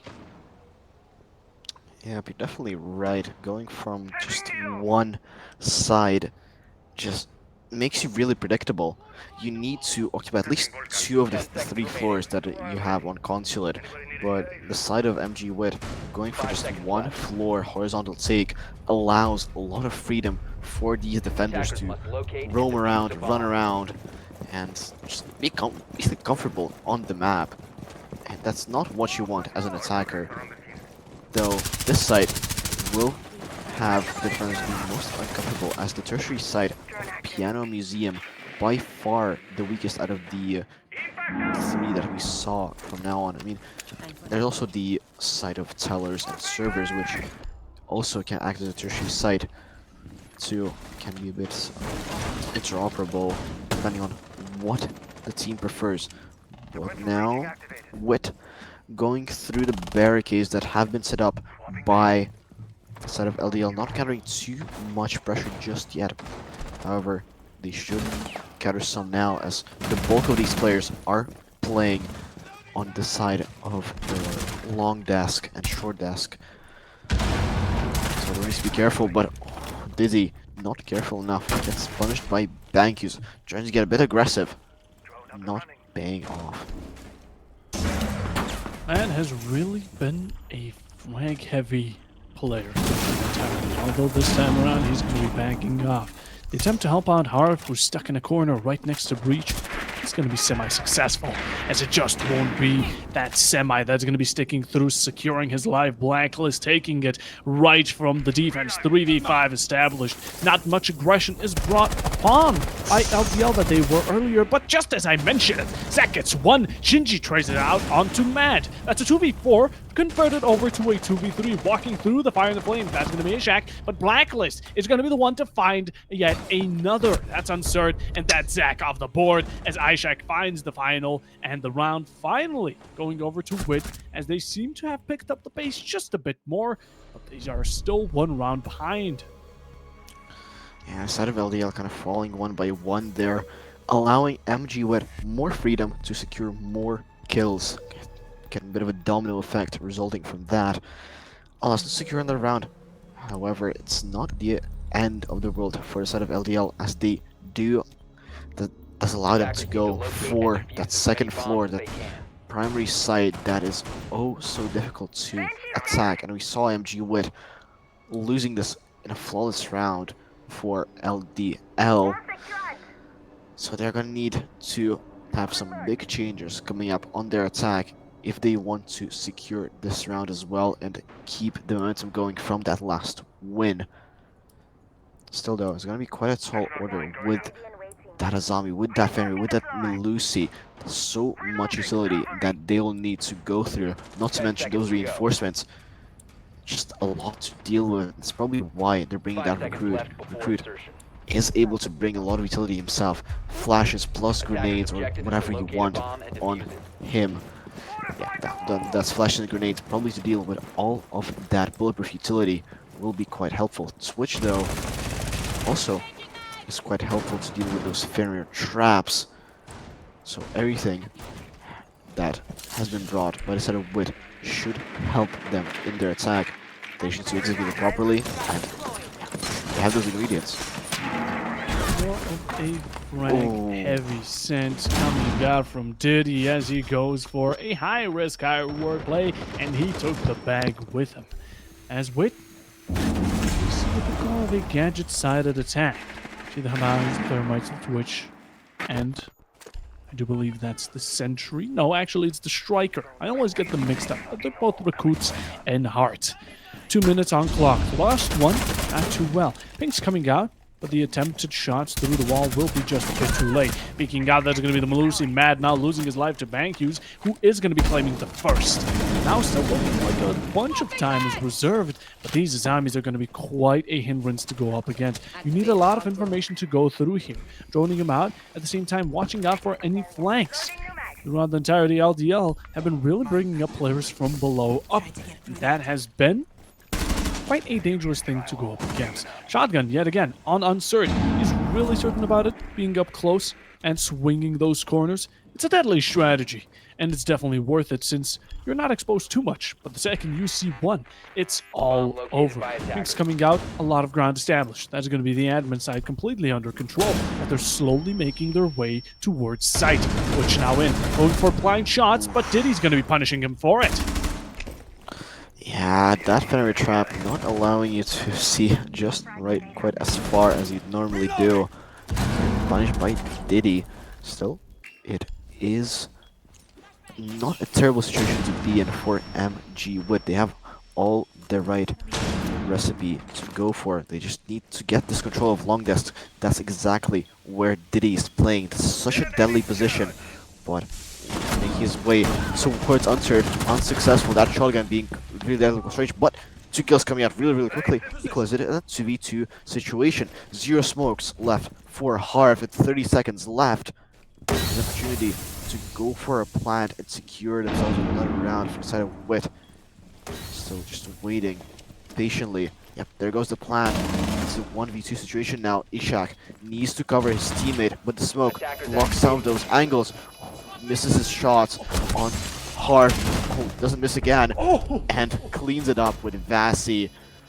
Really clean round executed by MG WiT. Clutching it out. Didn't look too great there for just a second, but still able to close it out, bring it to a 2v2, or not a 2v2, but a 2-on-2 scoreline, winning the primary site. But still, Side of LDL electing to go yet again for that side, learning from the mistakes and trying to go. Attackers need to locate and fix it. defuse bombs. My jaw was dropped, and that's the best way of defining this end round. It was a 4-2. Okay, that's some sort of Find the wall! establishment. Factory out! You got yourself the double, the player count. That's great. LDL, it's a great start. Then it gets traded out for a double by WiT. A strong one of that. Walking through the smokes in the forest, the baves, being completely ignored, and your players being a bit punished for it. Is now we're down to a 2v2. All of a 10 sudden, seconds left all before smoke insertion. canisters were wasted. Alright, it's not 5 seconds the end left of before times. insertion. Still a bunch of spots to be opening up. Smoke Attackers approaches, are moving out to shoots locate a through bomb the and sofa. defuse it. swings while reloading the gun, but somehow lives. Then, a kill comes out from Habana, Ishak, and in the end, Bassi finishes up with the defuse and also the final kill. At the same time, people were peeking away from a kill at perfect moments to give WiT a beautiful comeback situation. It was chaos, no order, and that was extremely tense to see, Keep up. but it's a new round. It's a new time, equalization is about, and maybe we're going to be seeing a bit of a different score from earlier. Earlier it was 4-2 for LDL, and now it's going to be WiT starting it off with the 4-5 established. Swinging out from those windows are going to be the attackers, really punishing you for swinging anything, and that's going to be Bank Hughes backing up by Word even more as he finds Diddy. 3v5 around the corner. You still have a lot of gas canisters and a lot of close range to work with, but you're playing extremely close to these attackers, and they have so much information on you. Yeah, breach is being opened up as well for Thermite. Not a great situation to be in though. The defenders making their way back to site, establishing himself in a bit more safe positions here, but doesn't matter. Shinji takes on the head of Harv, now 2v5. Really shaky situation. They need to get a lucid pick here to ease the pressure. That's exactly what he's done. Unsert gets himself one. Can he get a self hit? He does. Oh, but he is refragged. 1v3 though for his teammate. He gets himself down to 1v2 with 9 HP. One bullet enough to kill him. Zakario playing this very patiently. 1 minute 15. Smokes coming out, denying him some lines of sight. Bassi going for the plant in the safest of spots. That does mean Blacklist is a 1v1. It doesn't matter. He wins the down anyway. And for this one, I'm really questioning what the rationale here was on the side of the defense of LDL. I thought they picked the smoke, they picked the Goyo, everything to deny as much time as possible. But instead they elect to play so aggressively on admin, just losing lives one by one. I'm really not sure what the plan was for them there. But anyway, it doesn't matter. Going downstairs, Attackers need and to it's locate going to be their and final defuse round bombs. on their defense. Final one on their defense. You got yourselves the first two, opening up the match quite nicely, but now, all of a sudden, you're in a mislead. Now you're under the score of your enemies, which is going to be WiT in this case. As the previous round, well done. They've established some sort of kills, they've established a start, and they've punished greatly. Although, LDL, they got themselves a double kill to get that 2v3 rolling, but, you know, WiT returned the fire, 1v3, plant goes down, 10 seconds 1v2, remaining. and in the end, holding your angles while watching your planter is all 5 that's seconds needed. left. That's what was done, 2-3, a bit of a difference from the previous match, are moving out and to with locate it, a bomb and it's the defuse final it. one in defense. You said it, oh-ho, and here we are. Now going in quite aggressive though, bringing out the Jackal, bringing out the Amaru as well. It's going to be a bit less focused on those gadgets, which, okay, you know, we're going to have to see how that works out. The Dokkaebi also being an interesting pick. We do love the Dokkaebi. She's a strong operator, an extremely strong operator, especially for Rumkler, alongside the Jackal, which shows us what the intention of the WiT side is. But in the meanwhile, Mad, you know, he wasn't quite happy about the results of the previous round, and now he's taking it all out on Shinji. From the window to the outside, completely unexpected from the side of Shinji, does mean that for LDL there's a man advantage. But it's not just well and done with a man advantage, they still need to eke it out. Oh, really well done. Good team play from the side of LDL here. Harv gets Ishak, who was trying to hunt Diddy on the upstairs, but unable to find anyone. 3v5 as WiT rotating down into the first floor, trying to ignore the second floor completely, leaving those roamers completely unaccounted for, which may be a bit of a mistake, but they don't have enough manpower to deal with them.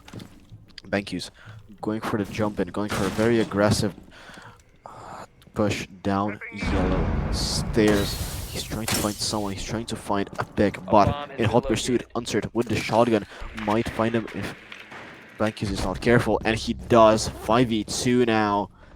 Vassie and Blacklist left all alone, very, very isolated. Blacklist laying on this window still, not able to refrag his teammate, and not able to even get a kill himself. Vassie, though, is able to. The 4v1, though, very, very difficult. On the breach, just baiting for kills, and LDL kind of giving it to them. Gets one. It's a 3v1 situation now. Be careful, Diddy. Okay, he's not giving himself away. Backs down, but oh, that was a 2v1. No, no. What is going on? This is Just not kill happening. after kill being given away for free for Vassie, who's still on full HP. But Diddy doesn't get healed up. Doc is still on the board with 2 stims left. That's a lot of HP to take care of, unless Vassie can deliver a headshot, which we just saw he's very much capable of. Still beating with 20 seconds left. Not a lot of time left, but Diddy nearly whiffs his shots. SMG-11, very hard to control. Still able to do so. Gets the final kill and avoids disaster for his team as LDL secure at least a 3-3 half, which I think on Consuet is a bare minimum if you're starting on defense. Diddy rocking that boss P, but ends up sticking with the SMG-12, what got them the 3rd round. It was extremely close. That 1v2 in the end, whew, had me skipping heartbeats time after time again. It was with each kill, a beat on my heart was skipped, and with it, the equalization. The fully balanced 3-3 is upon us. Round 7, the switch of roles is upon as well. As let's take a look at these lineups. Earlier, it was a lot of vigil. It was mute, of course, as you should, but not much else. You know, you had the bandits, you had the whatever, you had the information from the side of Leonard's Defense League. Now it's going to be WiT, pulling out a different combination of operators. It's going to be Cade, it's going to be Warden. So we already have 2 shotguns, one being a bit more far ranged, but Blacklist closing it up. And Vassie alongside the Wamai and the Goyo. An interesting pick of operators, but in the end, I can kind of see how this could work. Hopefully, Bankus, if he is doing what I'm thinking, could be placing that shield on the vending machine. At the same time, having some Wamais there to protect you from it. It's a really strong hold. It's really asserting a lot of footwork. And with it, if you secure it with some Wamais, it's just that much better. But now going into the attack, let's see what we're working here. We see Twitch countering some characters. Dokkaebi being used very early on. And with that, it seems like the attack is going to be just a bit slower this time around. Pity watching that same angle that he killed someone on the side of MG WiT when he was on defense. Expecting that one, but no one but the side of MG WiT going for it. The breach being opened up, that triple wall is going to push out Vassie to push up into copy room, but that's expected. And Vassie, very, very shaky position here right now for him, but it doesn't matter. Madry gets Shinji, but Blacklist immediately trades him out. 4v4 now with Zach being down on the ground. One more kills left, right, and center. A lot of refrags really, really close here. It's 3v3, glorified 3v3 as Zachary is still down. And it's a very, very difficult position to be in as still there are a lot of angles that can be opened up. A lot of angles that can be swung and easily secure themselves 2 kills. But still, team play. There's a 3rd person that can secure 1 doorway. Ishak really powerful position here. This is some of his shots. Can't connect. 9 HP left on Harv. Drop the But diffuser. still, the gun is left standing. It's not a blacklist. Oh! No! Oh no! A team kill Not leaves this. Zachariah in a 1v3.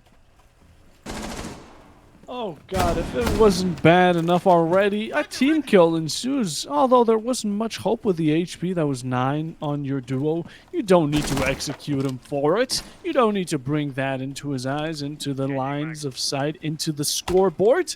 40 seconds though, 1v3, 20 HP. Zach was the one that was picked up. The Dokkaebi was just barely standing. In the end, though, it's a time limit, it's a limit of players, and it's a limit of how much you can endure. Calls coming out for that information. You gain some of it, although if you're going to be sticking around just looking at angles, maybe you're not going to be wasting too much of potential. You know, you need some time on your hands, and you need to do it quickly. You have the diffuser. Now you're wondering, where's this last defense? Well, right around the corner. That's going to be Vassy swinging in and swinging out, getting the final kill, and another round for MG WiT, securing the first one they pick up on their defense. It's round 8 coming around the corner. At the same time, though, 3-4, some sort of establishment being made yet again. Of course, WiT was the first one to get that 3-2 going. In the end, it was equalized. Now it's yet again another one pass back to them. And as we're going into Cafeteria Garage, as of course we're going back to the Goyo, back to the Cade, back to the Vigil, Defenders, Izami protect makes your bombs a from being reappearance defused by alongside with Vassy on that clash. Yeah, and MG WiT showing LDL how it is done, Bomb how you located need to by attackers. contest that admin side. LDL tried to do it in their defense and were woefully unsuccessful. This time MG WiT capitalizing on that really awkward breach that allowed Vassy to play under it really well. And the attack of LDL falling apart before it even started, just on the hurdle of admin. 10 seconds remaining. Now though, there's no admin to be played here as 5 downstairs, seconds remaining. unless the side of MG WiT will go for a very wide roam, Attacker's which they objective do is appear to to be, defuse a but bomb. not much for the upstairs. I think Bankus is going for a bit of a cheeky spawn pick with the boss G just to hammer it down and secure a bit of a moral victory, but doesn't appear that anyone is coming from that side. It said Zachariah going all the way to the roof, and I think the side of LDL will go for a bit of a top-down roam clear. Fortunately for them, not going to the sides of Bankus, but Bankus now on the hunt, trying to find any player that may be unfortunate enough to come into his sight. I think the Ram is going up these stairs, trying to find anyone on the top floor, and there is one. There is Goyo of Ishak playing there, but he's all alone, and he's being pressured by the drones, by also Madrio, making his way up and around behind the drones. Oh, but he's cut off by Zachariah. There's no way out for Ishak unless he drops the hatch. I don't know if it's open or not. He has the back to open it up himself. Still a lot of time being wasted by these roamers. A minute already gone. Only a minute 40 left, but doesn't matter. Madrio does find Ishak finally. And now Bankus still playing on the first floor, but with a minute 30, that's only second floor secured. Still need to secure first floor and then attack onto the basement. A lot of time, a lot of utility being wasted by the side of MG WiT, and one more kill being made by Bankus, who makes it up top and goes for a bit of a flying, a bit of a lurk here. It's going to be a whole nightmare to deal with for the side of LDL. Drone's coming out, trying to seek out the Vigil, and Harv is going to be exactly on it. He seeked and destroyed, like a missile. A tracking one of that, he definitely got what he started. The mission he was given, completed. But now you have another task at hand. Get rid of the remaining 3, or get that plant down and waste enough time. Verticality coming out from Man. Could be some C4s popping out from below. Shinji still rocking 1 as the breach finally making an appearance. It's a bit late, but in the end, you have gotten some sort of execute rolling, you have managed to make preparations, and now's the time to start putting them to use. Vassy, in the meanwhile, though, you don't have the guns, but you have that shield. Could be useful, at the same time, could be a bit of a detriment. As Blacklist is going to get taken out from above, an airstrike by Mad, as the 4v2 brought upon 20 seconds on the board, you come swinging with that class secondary, as it's going to be Shingenji, only one finding a pick upstairs, trying to play off of that verticality, find another one onto the Dokkaebi. It's going to be a great one at that, but 20 HP isn't going to be good enough up against Mad. That R4C in hand looking strong and stronger than ever as LDL take back yet another round. Yeah, really nice attack coming out from them. It did look a bit shaky when they were just a minute 30 securing second floor. Though, MG did abandon a lot of that first floor as well, so it didn't result in anything from that. Really nicely managed time-wise for the side of LDL. Defenders, Not protect cutting your it bombs close from being defused and by attackers. securing the kills they needed to secure, though. Now, MG going for the same side yet again and going for the same kind of operators, though. We do see a two-barrel Attackers have being located brought a out bomb. this time by ESA. I'm expecting to play a bit more on site and deny a bit more time when it comes to that main breach. We saw that main breach being the main entry point for the one planting, so if you can deny as much time as possible. They have identified only 40 seconds left on the clock is when that breach was opened, so with that 10 two-barrel, they can seconds left easily before deny insertion. that breach from being opened if 5 if seconds the to side go. of LDL isn't careful and is very late in opening, like Attackers opening objective it like is they to did last defuse the time. bomb. Now We're going though, to go to round 9. Again, flash in sight. Second attempt at downstairs. What they noticed, they saw what was wrong, and with it, we're going to attempt to adapt and overcome. We're at the position of adaptation. Have to see if the overcome makes its way around. Harv going in for those quick main cam takeouts. Nice little pre-angles, pre-spots. Making their way into the building. Same time, information is key. You gotta pick it up to unlock a door to victory. 2:20 on the clock, still a bunch of time. Droning out at the top. Seems like not much aggression is going to be brought by WiT, which is honestly a surprising decision. They do have an extra set of C4, especially by the Tubarao. That's Ishak.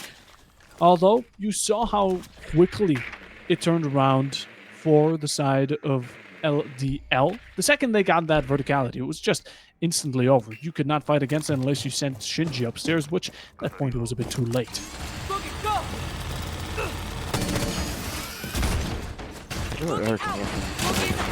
Here, drone being wasted. Still, with 2 drones, you can still do a lot of damage to that soft flooring.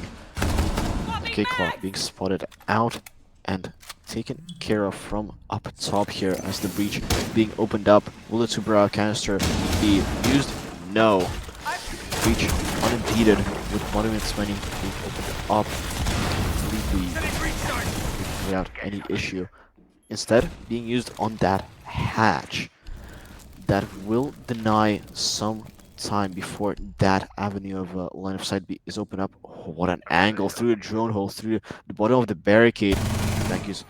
Ping gets a lot of damage onto Harry, who has no idea where this damage is coming from, and gets himself down and out. Banku secures the kill from the same angle. Drop the diffuser. Oh, yellow being contested here, already on pillar.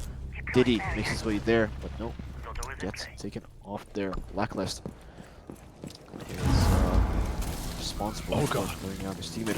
Oh, Clash doing her best, securing the kill and not allowing the Ash to pick up her teammate. Oh, being such a nuisance on the outside angle.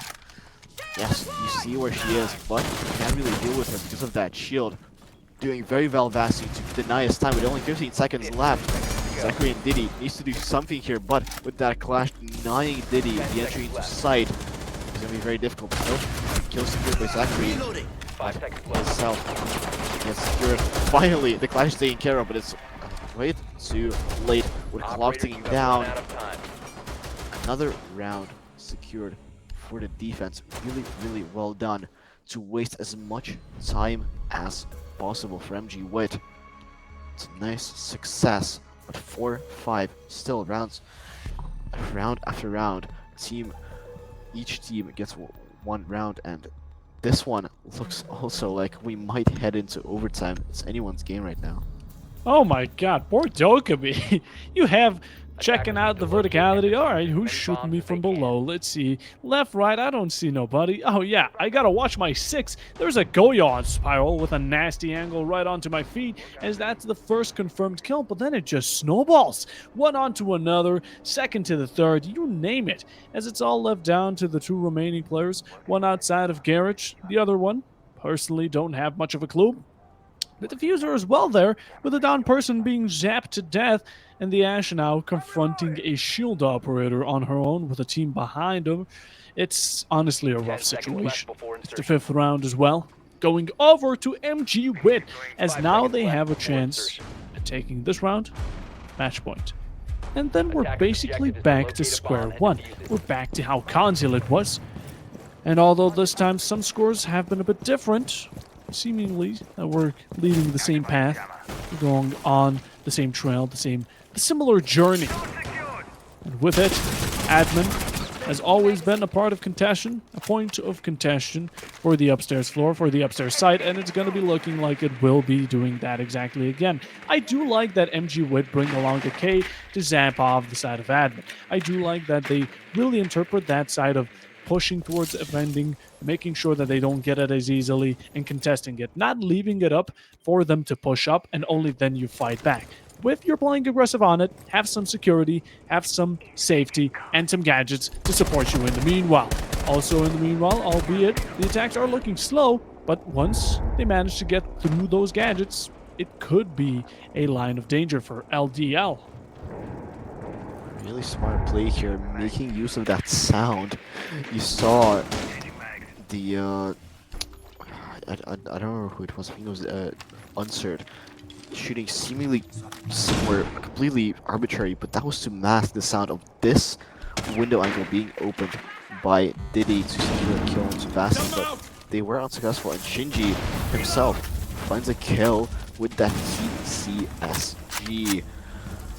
Now it's a 4v5. Still, admin side was secured, which is more than we could say for their last attack.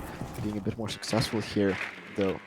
Low on man count compared to the team who's had a misdrawn from the guy behind vending. Will they check it? No, they won't. Vasi.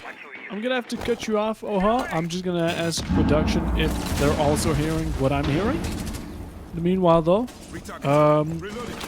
while we get confirmation from that, it's a 4v5. HP not looking good for mid, but they have a man above. That's what counts here, and close range fights are going to be coming around the corner. Especially against Blacklist, who's rocking that shotgun. It's a danger zone to step in. And with that, Goyo swinging mad punishes heavily. 4v4 brought along. He gets a second. That's going to be a huge kill for the side of LDL. But now they got to chain it further. They can't allow any comeback to come around. Banks barely managing to escape away, but same could not be said for Shinji as he's taken out from below. Now it could be basically the 5th round. It's almost secured. It's left down to Vasi, who's on 42 and just gone 6 foot under now, leaving it to Banks around the corner. Diddy swings and he definitely connects those bullets like the stars align in the sky, and with it, it's going to be the 5-5.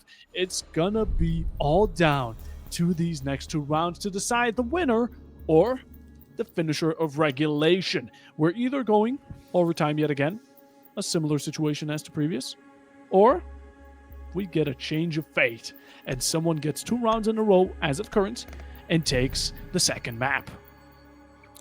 Yeah, and looking at the score line as well, kill-wise, both of these teams basically mirroring each other for kills. Of course, deaths are a bit different, and yeah, numbers are a bit different, but anyway, all of these teams have one kind of star player. Blacklist for the side of MG WiT, and Madriu for the side of LDL, going absolutely massive for their team, but the rest aren't slouches either, picking up some crucial kills, crucial rounds as well.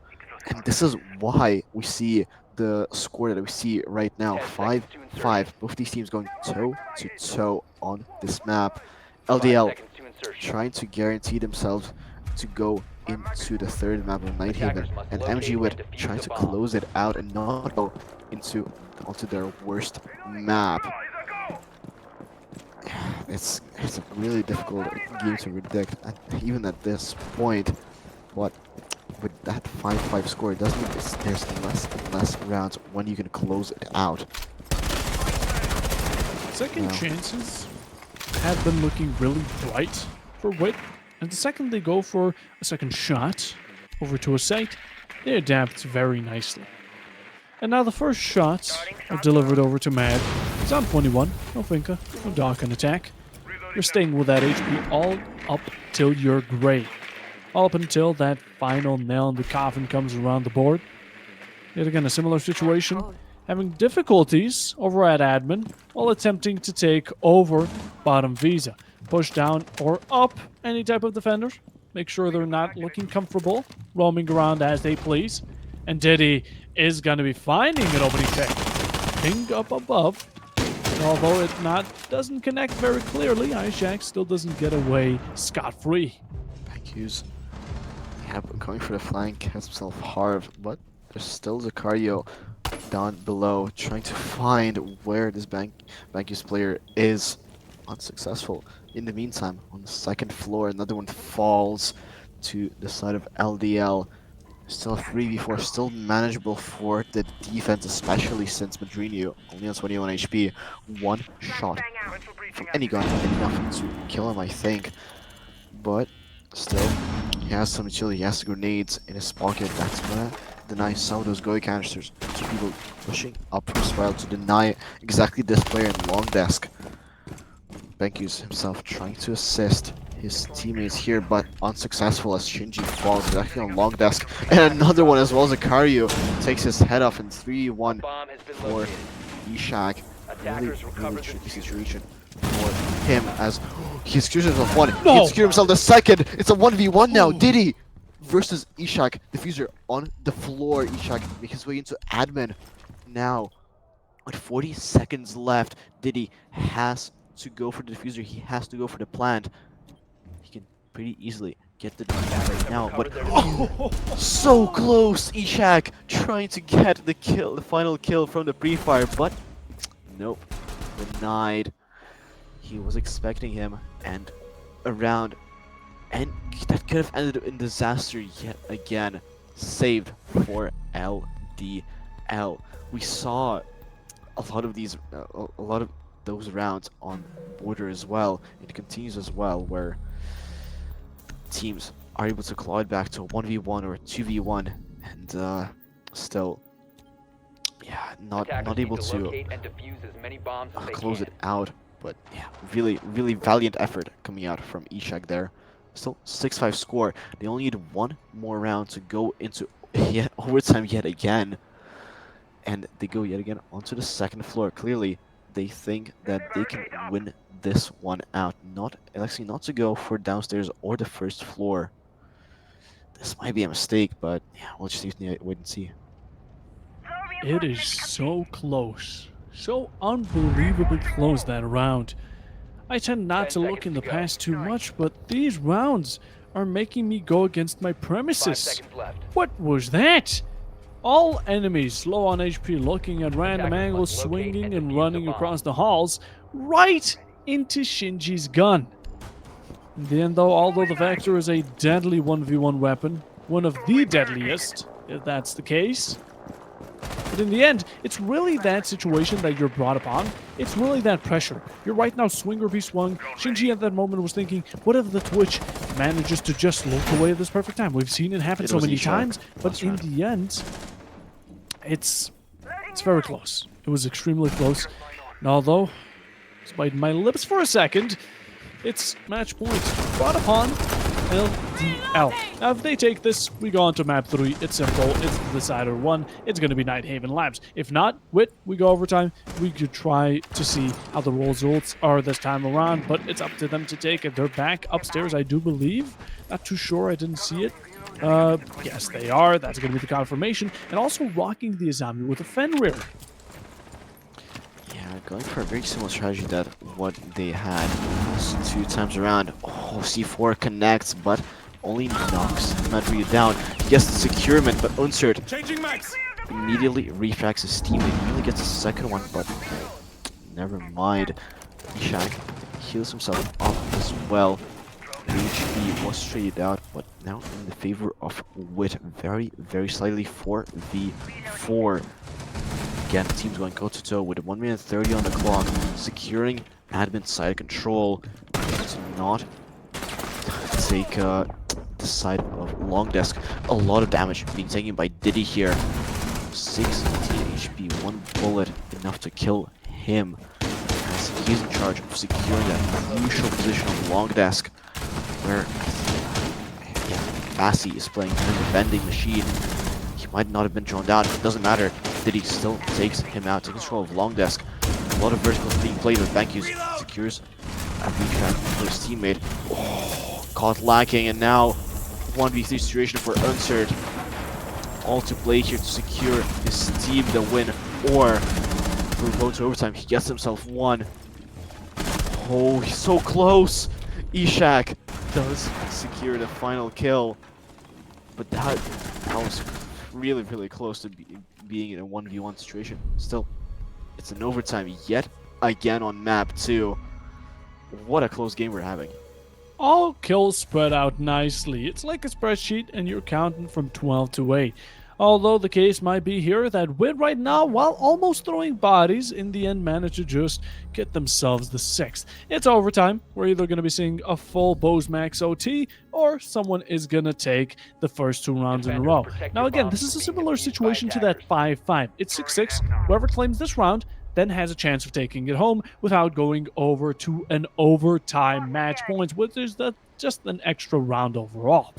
Although, previous one, it was close. It was won by WiT, who was upstairs, rocking the Azami and the Fenrir. They're going at it yet again. They're upstairs, they're on the defense, they have the Azami, they have the Fenrir, the Mute, the Goyo, the Doc. It's the same lineup, same site, but is it gonna be the same strategy? That's the main question.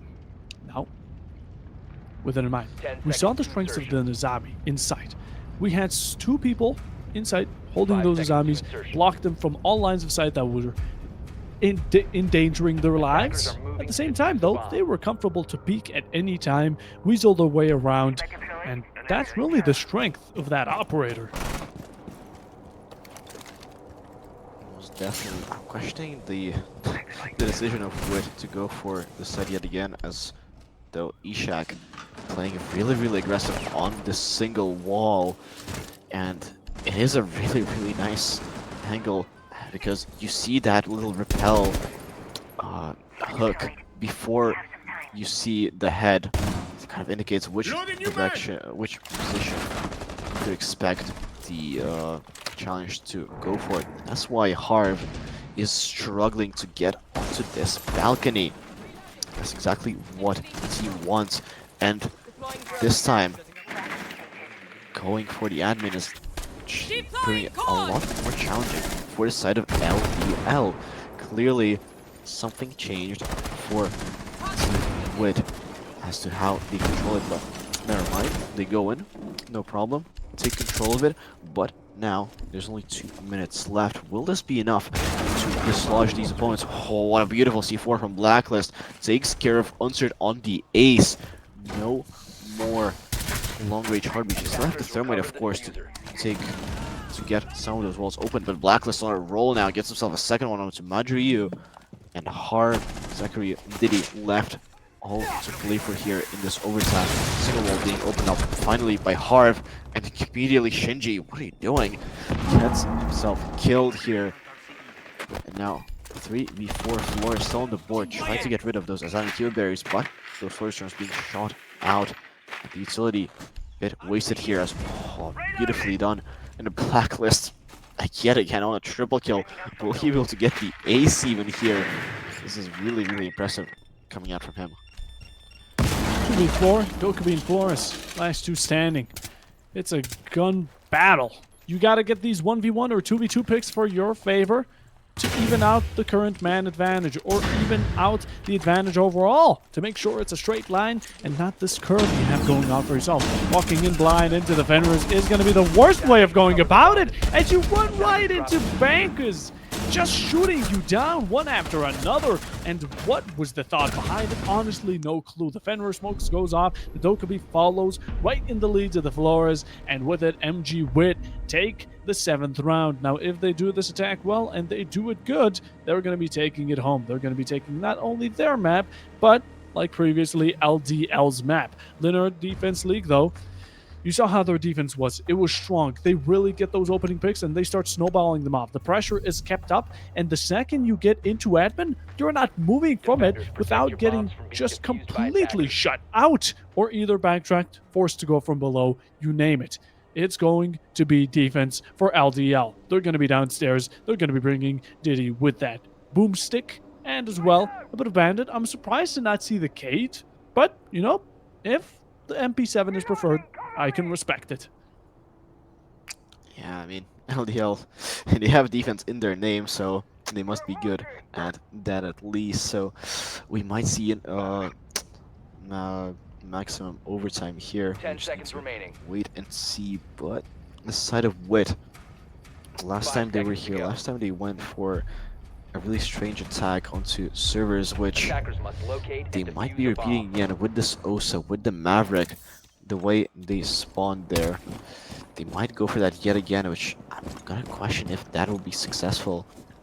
So now, we just need to see how the side of LDL will react to it. I think Harv actually is playing in that secret. Yeah, he's gonna deny that exact wall hole. He gets the trick done.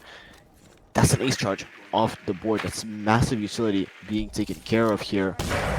And not mingling around too much. He knows he got rid of that one piece of utility that could be really, really crucial come the end of the round. There's only one ace charge left for Blacklist, one impact trick, and there's no breach they could go into. Of course, he can still open up that line of sight, but yeah, that breach will not be walkable. Still, they're making their way towards the server. They're trying to get that same attack that they tried last time. It was unsuccessful, but maybe second time's the charm, as you said, down on the border. They're gonna encounter the same presence, same type of presence here as well. A lot less aggressive here. Oh, Shinji catches out Zakaria on a mistake. That's an opening. He also shield down. Now, it's a really bad position here for bank users. Let's find more. Oh, beautiful C4 coming out from Harv. Damage dropped onto Mad. He's swinging around, but the books are red. And it's going to be WiT attempting to read what LDL is right now playing into. Maverick Hole's coming out. Could be a good line of sight. Although no one's playing it, you've made yourself some sort of progress, but now you just need to keep it pushing through. You got to start carrying that weight. It's just not going to move on its own. Can opener coming around. Shotgun up close, but it's going to be unsearched with the SMG 11. Don't mix up my guns here. 50 seconds. Again, you got to watch out for the verticality, though. We see Diddy holding that hatch. Could be detrimental to your push. And as long as a bit of carelessness is involved, it could all be shut out. Drones coming out, information being relayed. Bulletproof camera trying to get some information for themselves, as Vasi right now is gonna be a victim to Diddy. He's gonna be finding an opening. Shotgun up close, but Diddy with a second. Although the skeleton he does secure a bit of a trade. In the end, it's 8 HP looking for Shinji, while Blacklist is trying to find one, and so he does. In the meanwhile, Mad is gonna be getting one. Blacklist trades it out. It's down to the 15 seconds. It's a 1v1. It could all be ended over by WiT as they're trying to find the clutch. He is walking into the lines of sight of the MP7. The Legion Goo being stepped on. It's a detriment. With the 4 seconds remaining, you have to stick to the plan. And in the end, as long as Harv can find you in your hiding spot, it's going to be all over. Round 14 secured by LDL. And we are having a full Bosmax OT here, ladies and gentlemen. Jesus, that round. What just happened there? So close each and every round with a 7-7 score. WiT going on their defense, but this time they can't pick second floor. What are they gonna do? They're gonna go downstairs. That's gonna be the final holdout for these two teams. Will it be a 2-0 closeout for MG Attackers WiT, need to or locate and will defuse there be a as many bombs third as they can. final map of Nighthaven ahead of us if LDL wins this out? We did see LDL being quite successful on this side last time around. I think it was... Did they win it both times? I think they did. Maybe. So MG WiT needs to do a lot of correcting of their mistakes if they Bomb want to located win by this attackers. out. Yet again, we see Ishak playing on the 2-brow. We see the same Kaid being played. We 10 see seconds to go. the Clash and the Goyo. Oh, actually, now I remember. That's seconds to go. that's the strat where they wasted a lot of time and actually won the round. So trying Attackers to are do it heading out yet to defuse a again. bomb. Though LDL should be expecting the Clash this time around and should be prepared to deal with her. Oh ho. This is possibly the last one. Oh, it's so tense. It's insane. The previous round had me on my tiptoes, and even though I'm on a chair and that shouldn't be physically possible, it still had me walking around the room taking laps after it was finished. Down to the 4 seconds, and down to the final round. Over here, LDL, you take it. You go on to Nighthaven. Chef's kiss of the map, in my opinion. MG WiT, though, you don't need to take that risk. You do not need to go on to Nighthaven as long as you just lock in for one more round. This is all you need to secure for yourself. And if you manage to do it, of course, it does come down to the ifs and buts. But if it happens, it's going to be over for today. This is going to be extremely intense. Taking it quickly, though. LDL taking that upstairs roam like they always have. Going for that verticality. It's important, and you need to take care of it. But Banks, I do believe, is going to be laying down on that exact same angle we saw prior. Yeah, but I think they should be expecting it this time. Oh, never mind, Madrino. Electing not to break that barricade and maybe try to go for the gunfight. This really tense for both these teams. A 5v5 with a minute 20 left. We usually see quite early opening picks. This time around, pressure is being felt by both of these teams. They know what's on the line here.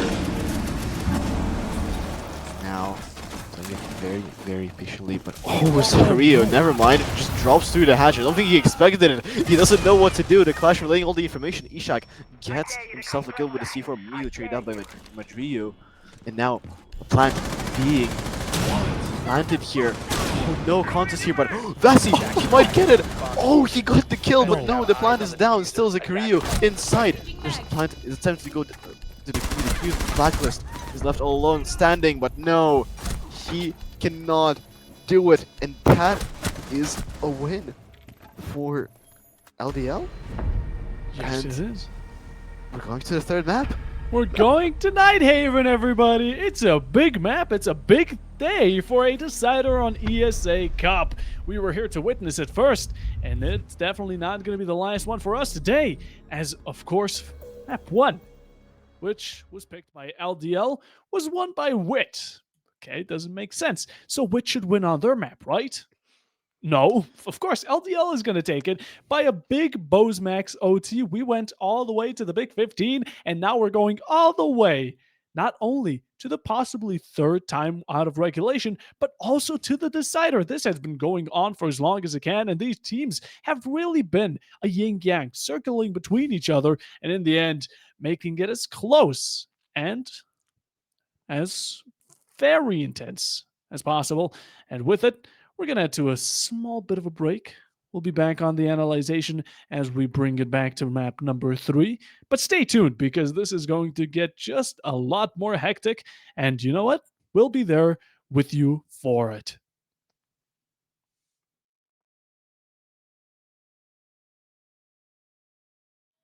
We are on. And you know who else is on? Not only the production, which has been doing a beautiful job up until now, you viewers, and the players. Besides that, I'm going to be Puffo Bob, leading you through the final decider of this best of 3 between Leonard's Defense League versus MG WiT. And alongside with me is going to be the beautiful Oho. How are you doing for this final match of today? Oh, Nighthaven promises to be a really interesting matchup here with these two teams. The way they've been playing and the maps that they like. Nighthaven is really, really different. So I'm really excited to see what they'll bring up here from the bands. It goes more of the same here with Monty and Ying. Haven't seen this one before. Yeah, neither have I. Well, let's see. What was the first defender ban last time? Mira, right? It was Mira and See. Valkyrie, was it? Yeah, let's Or see Mira? what's, if they ban Mira yet again. Oh, there's the No. Valkyrie. Yeah. Now we're just looking for that final one, and it's Nighthaven. Now, I think Nighthaven is a map that's really split the community in the past few times. It's some people hate it, some people love it. I don't think I've heard anyone say it's anything in between. If there is anyone like it, sure, I'd love to hear the opinion. Although Mira is going to be There the it is. final ban. You know, it's a really fresh game, especially with the bans. But we're heading into Nighthaven. It's a map I don't see too often, and I'm happy and very glad to have it for the decider of today between two teams that have been relatively close and have brought it out of regulation both of the matches that have already been played. Yep. I mean, all of these bans are quite Attackers valid need to for locate and defuse bombs. any map. Basically, in this manner right now, Monty with the shield buff, of course, being very powerful, and Mira being very versatile on each side. Valk also being quite good on this map as well because of a lot of that soft floor being able to be opened up. So C4s are going to be quite useful here.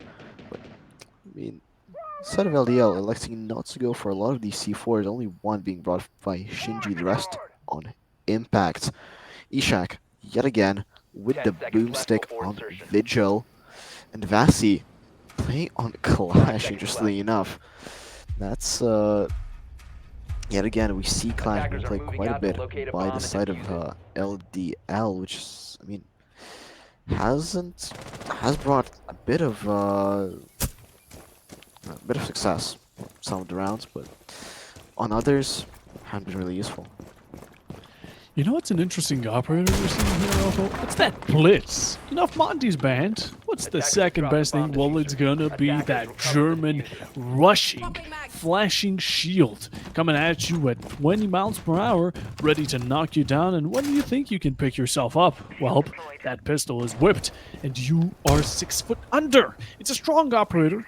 Even though it may be a worse than Monty, it's still extremely strong. That's just how the shield meta is.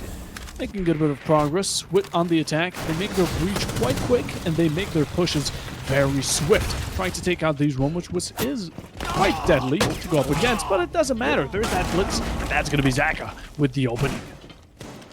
Yep, as you said in the Blitz, at 20 miles an hour, shield to the head, completely gets rid of Ishak on the roam. Vigil usually being quite annoying to deal with because of that invisibility. He can deny those Deimos helicopters from tracking him, but Blitz can't do anything about that unless you're a warden, and even then, it's quite a challenge.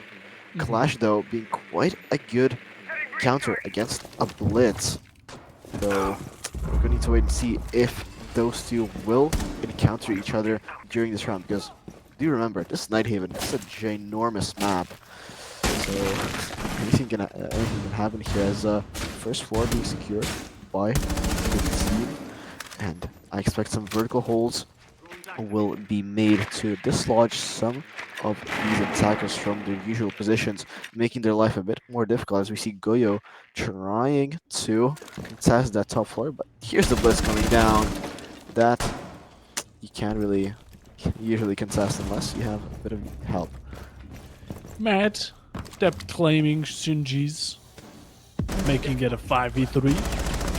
slowly falling upon a bit of a crushing performance by WiT for the first round. Blitz around the corner though. Gotta watch out for your right and your left. Bassi taking off the shield, putting up the secondary, getting the opening. That's gonna be a shield v shield. And definitely the defense take the victory, the profit. You spot the clash, you flash. It rhymes, but in the end, 20 seconds are remaining and you don't have much left. You're going to be forced to push in through one line of sight as Banks gets one. That's going to be Diddy off the board. 3v3 now occurring slowly but surely. It's really down to the wire here. 5 seconds left. It's going to be a trade. 1-for-1 deal, but with the clash slowing down the ace, you don't have the diffuser on hand, and the time is going to be ticking out. Really well done by the side of LDL to waste as much time as possible from MG WiT.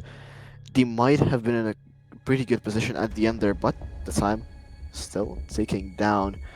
And yeah, that was the deciding factor here. If they had just gotten just a bit more time when they were pushing the side, when they were executing onto side, they might have won that one. Still, good job by LDL to secure that win as they go on the top floor this time. And a really interesting pick. I see Bankus on the Jaeger with the shotgun. Ooh, ooh, ooh. What is this? Oh my god. That's unexpected. What?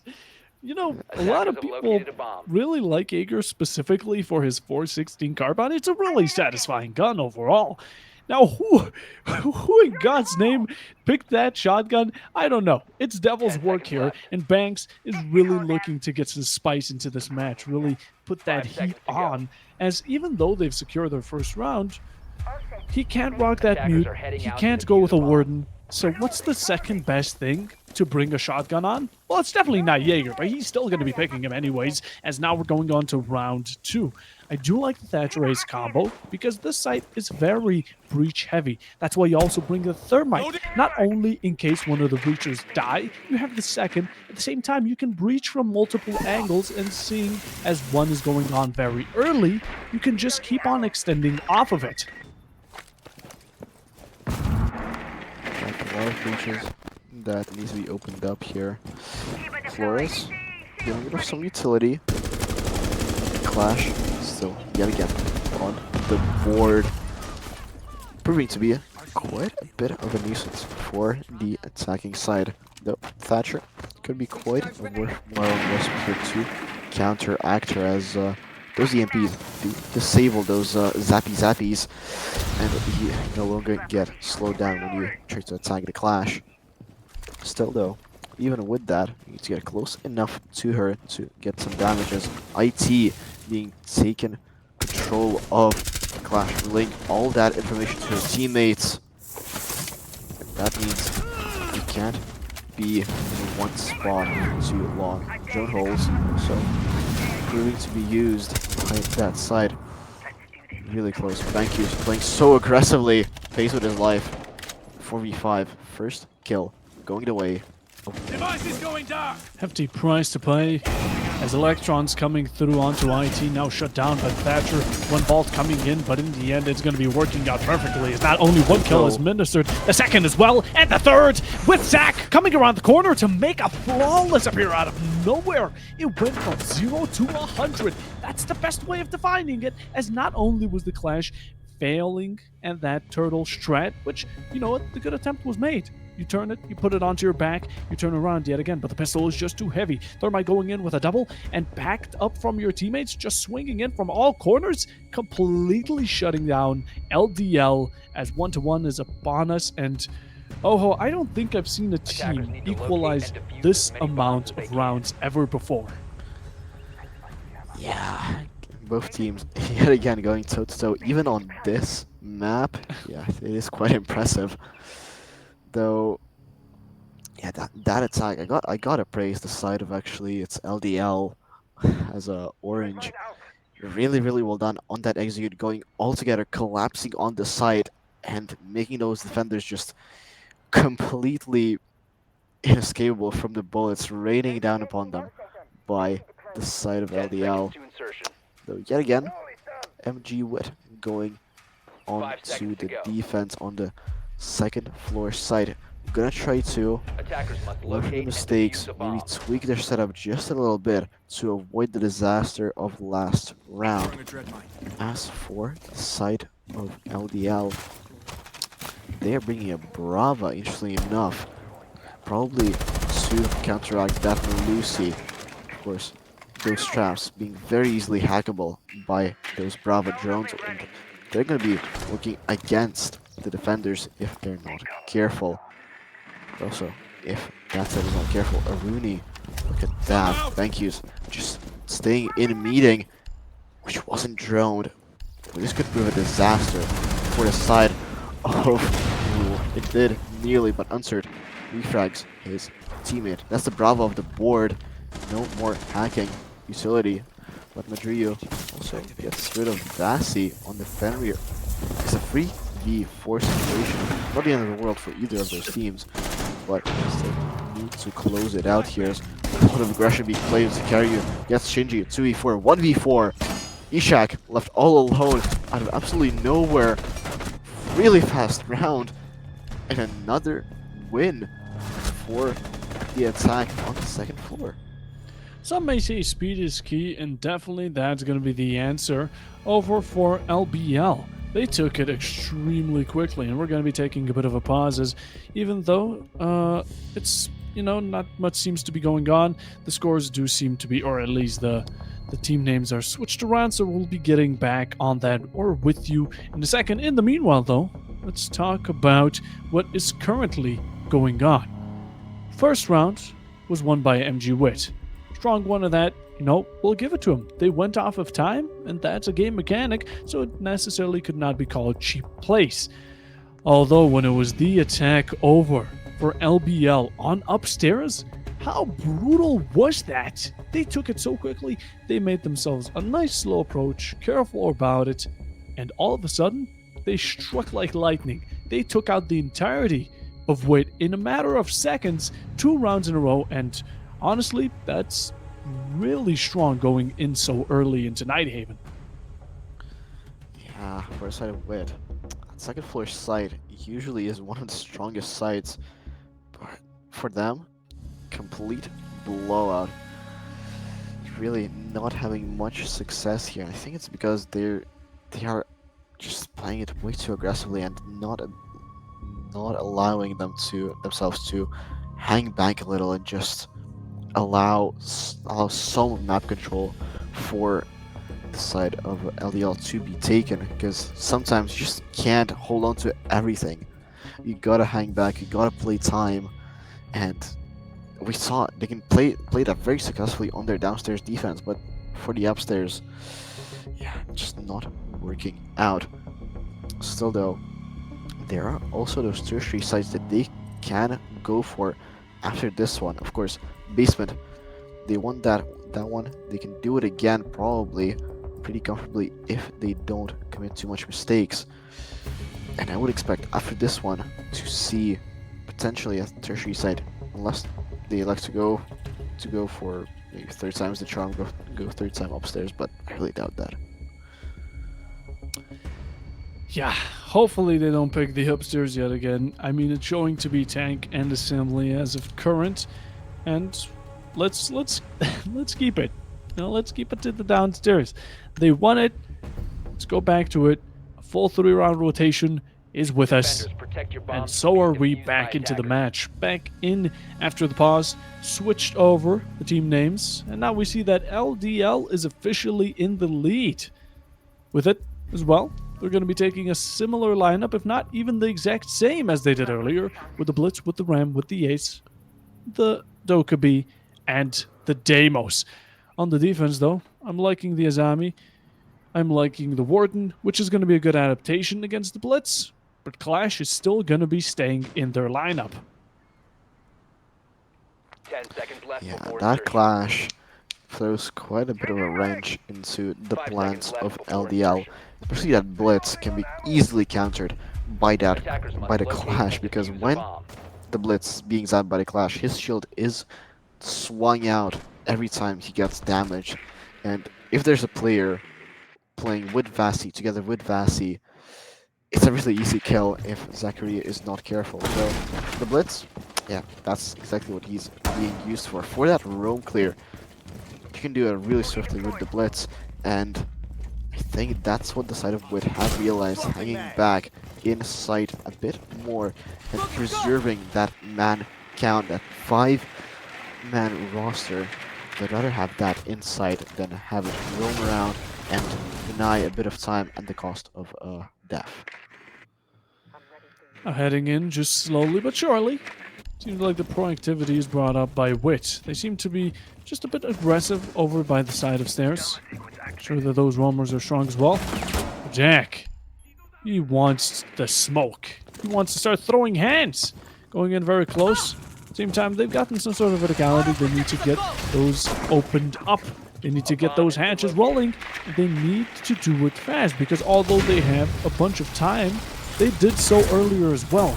And look at how the first round ended. If it goes the similar way, if it goes the similar fashion, could be WiT taking it and equalizing it, but that's all for time to tell.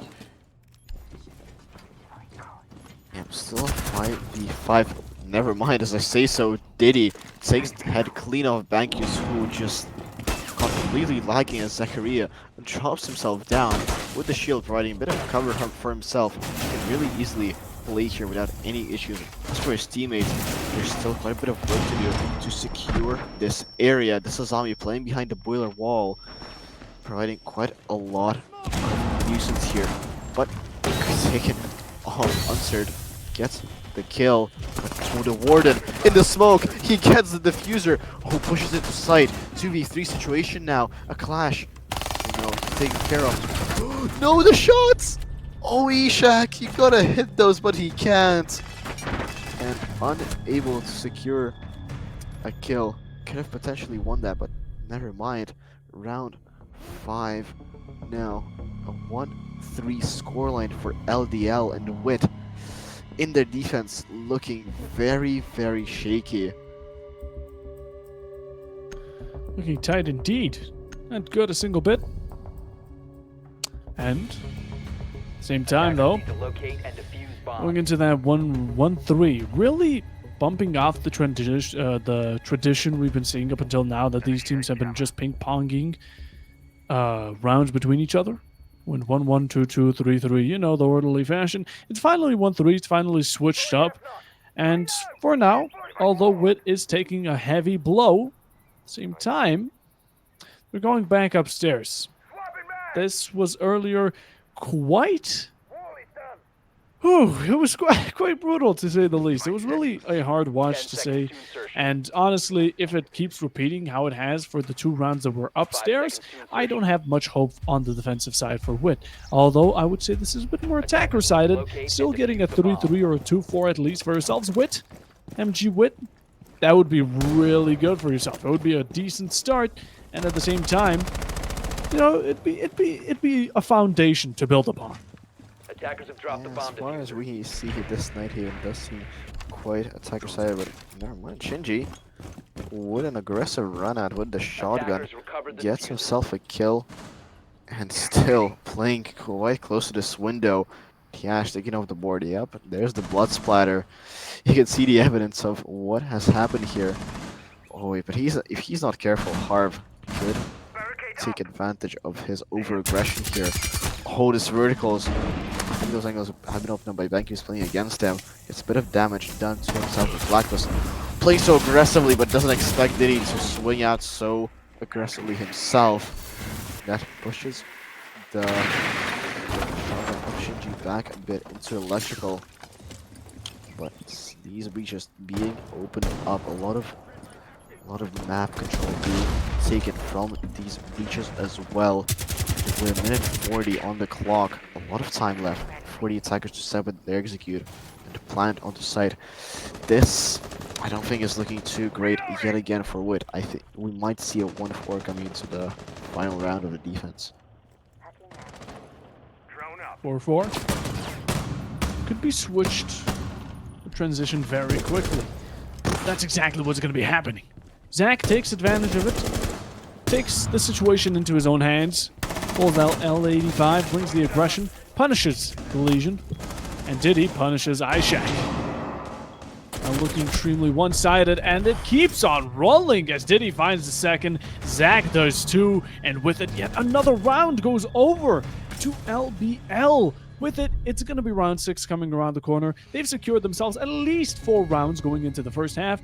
If it's 5-1, it's strong. It's really good for their attack. If it's 4-2, I still have a bit of hope for WiT, but as of current, I'm not seeing that adaptation we've been seeing from them in the prior matches to this. Yeah, and I think you'll see why Nighthaven is one of their least preferred maps from the statistics. They just cannot hook it up. I think their strats, their baseline is pretty solid, but when it comes to actually following through on the strategy, it's just not it is not working out for them. Yet again, going for the downstairs, not going for any of the tertiary sites. I'm really questioning the choices that we are doing 10 right seconds now, to go. and with a 1-4 scoreline on defense, their mental must be pretty 5 shaken up here. seconds They left need before insertion. something, at least some kind of win, or going 1-5 must into their locate and attack defuse on the bomb. Nighthaven could be devastating for them. 1-4. Said it before, I'll say it again. It's a bad score, and it's looking worse as we continue. Attack looking steady and strong, but you don't expect the player on stairs to take out your Deimos! Oh, The no. Blitz not being too No careful. way! In the end, he's blinded, but nice What? through. He gets a double kill out of nothing. He's fighting air, but he still manages to come out as the winner. A double kill out of that situation is ridiculous, and it happens for WiT just by a pure straight of luck. Oh my god. Oh, you did a lot. I'll take over from my caster, who's I think walked out here, but Shinji is still playing on the upstairs. 2 kills, not enough for him, but Mario is expecting him. Oh, but he's shot out. Shaq, not. What is this? What is this? A Ram drone kill makes an appearance, and Ram and Dokubi are left standing in a 2v4 as you are close to the Valkyrie. Or actually, my mistake, the Vigil. It looked like a similar outline, but it just isn't. Playing it safe, you see the punch hole and you pre-fire it. A good pick onto Ishak. It's a 3v3 or a 3v2. The diffuser now in hands of the attackers finally managed to reclaim it, but you need to get to the bomb site as E4 blows up the floor beneath, doesn't claim a kill. 120 seconds on the clock. You need to find one more 1v1 for yourself, and just to equalize the score you have currently going on. With it, the start was still baffling to me, but in the end, it seems like LBL have managed to take it back into their own hands. Yeah, but let's be careful. Bankyu's on the flank, and they don't seem to be expecting it. A call will go out. Maybe they'll hear it, but they seem to be pushing this. Oh yes, they do. They do know now, and Bankyus gets his head taken off. Oh no, it's a 2v2. No, a 2v1 as it is equalized. Blacklist gets the tree of the board. 2v1 with 40 seconds left. Plenty of time for Harvey to do Attackers have located a something, bomb. trying something to get himself to sight. They know where he is because of the bulletproof camera. He destroys it and goes for the plant. Oh, but he's playing it really, really carefully here. He sticks the plant. He goes outside. The plant is down. But, oh, he cannot convert the kill. Compromised. Two people from the side of WiT close it out. Bomb Thanks to the disabled by defenders. majorly to the heroics Defender mission of successful. Ishak. They secure themselves at least one more round and go 2-4 into their attacking half. Whew, okay. Bit of a mental reset we had that round. Had to give us a bit of a breather. Although in the end, WiT managed to secure 2-4. That's okay. That's good. Defenders, protect your bombs Saw a from being possibility. defused by attackers. That was the case on the first map, I believe. They brought it 6-6. And in the second one, they did as well. Now, are we gonna have history repeat for the third time in a row? Is Lightning going to strike yet again these are the big question marks that are standing in front of us as we need to break through and get ourselves some answers here. Oh ho, it's 2-4. Okay, we switched roles. Defense on the side of LDL and the favorable attack on WiT. Now they're looking again for a very similar strategy 10 here. We seconds have the left Thatcher of before the floors insertion. to help the breach, which is going to be the Thermite and the Ace. 5 seconds to Although insertion. I am liking a bit of Twitch action, seeing as we do have Attackers some must locate and defuse the some bomb. Goyos that could be taken out early, and maybe some default cams just for repercussions. Although that Azami still going to be sticking through it strong, and you don't have much soft breach on it besides the floors, which is a perfect counter to Azami. So we're going to have to see how that counteracts between each other. Bomb located by Yeah, but attackers. for me at least, LDL look a lot more comfortable on this map. And I mean, Harvey just having a grand old time with an 8-1 scoreline. Oh, and but Madrio also having a grand old time gets rid of Ishak, the hero of last round, taken off the board. And a really early entry coming out for the side of LDL, and Switch taken off the board. Those Switch drones not able to do anything against any utility that may be placed down on the side of LDL. Still 2 minutes left, and Vasi gets himself a kill. Madriu gets himself in a bit of a tricky position. Not sure why he went there. Still 4v4, equalizing the scoreline. And this does look not too bad, though nearly catches out Vasi. Unserved from that long angle. You need to be careful here. These angles, if you're not careful, they work either way. You can see them, but they can see you as well. So your angles can be quite a bit more advantageous than Azami, but it doesn't matter. Diddy gets one of it to Vector. Can get the second. No, never mind. Blacklist just better with his gun. 3v3 now. Where he comes down. C4 is out. No, he missed the shots. Doesn't miss it now. Unserved gets Blacklist. And now it's 2v3. Shinji and Vasi, the two hard breachers left to win this out. Shinji gets one. Evens the score, evens the count. HP's looking very similar as well. The guns. A duo of guns from mid-range. And Goyo canisters to take out Shinji, leaving Vasi, the hard support, in a 1v2 scenario. 40 seconds on the clock. You don't have the diffuser. You see the mute, but you don't spot him thanks to the scope. Down the mute, attack coming around the corner to finish the job. That was interesting kills all around the board. We saw a bit of Goyo canisters be popped, and heads as well, as round 7 will be going over to the side of LBL as they finally make the first time we're seeing a score like this. 5-2. This is the furthest these two teams have been, and seeing WiT do so much mistakes. Honestly, I've been seeing so much openings from them that I have not seen up until now. Hopefully they'll be able to adapt as they have up until now. In the prior matches, they've been doing it great. I think the performance has really been outstanding, but Nighthaven is just not doing it for them, as it doesn't seem like they're comfortable with their lineup either, seeing as Diddy, or actually, it seems like LDL isn't comfortable with their lineup, since now we're going to be seeing the newly added Scopos being used. Yeah, but Scopos being used on this map can be really effective, because this map so massive. Second floor, first floor being absolutely massive for a row, 5 seconds to and insertion. honestly, if Diddy can balance his robots Attackers well are moving enough, out to locate a he bomb can and get away defuse it. from a really sticky situation absolutely scot-free. I mean, not scot-free, he might get a bot destroyed, but still get away with his life, get away with his gun.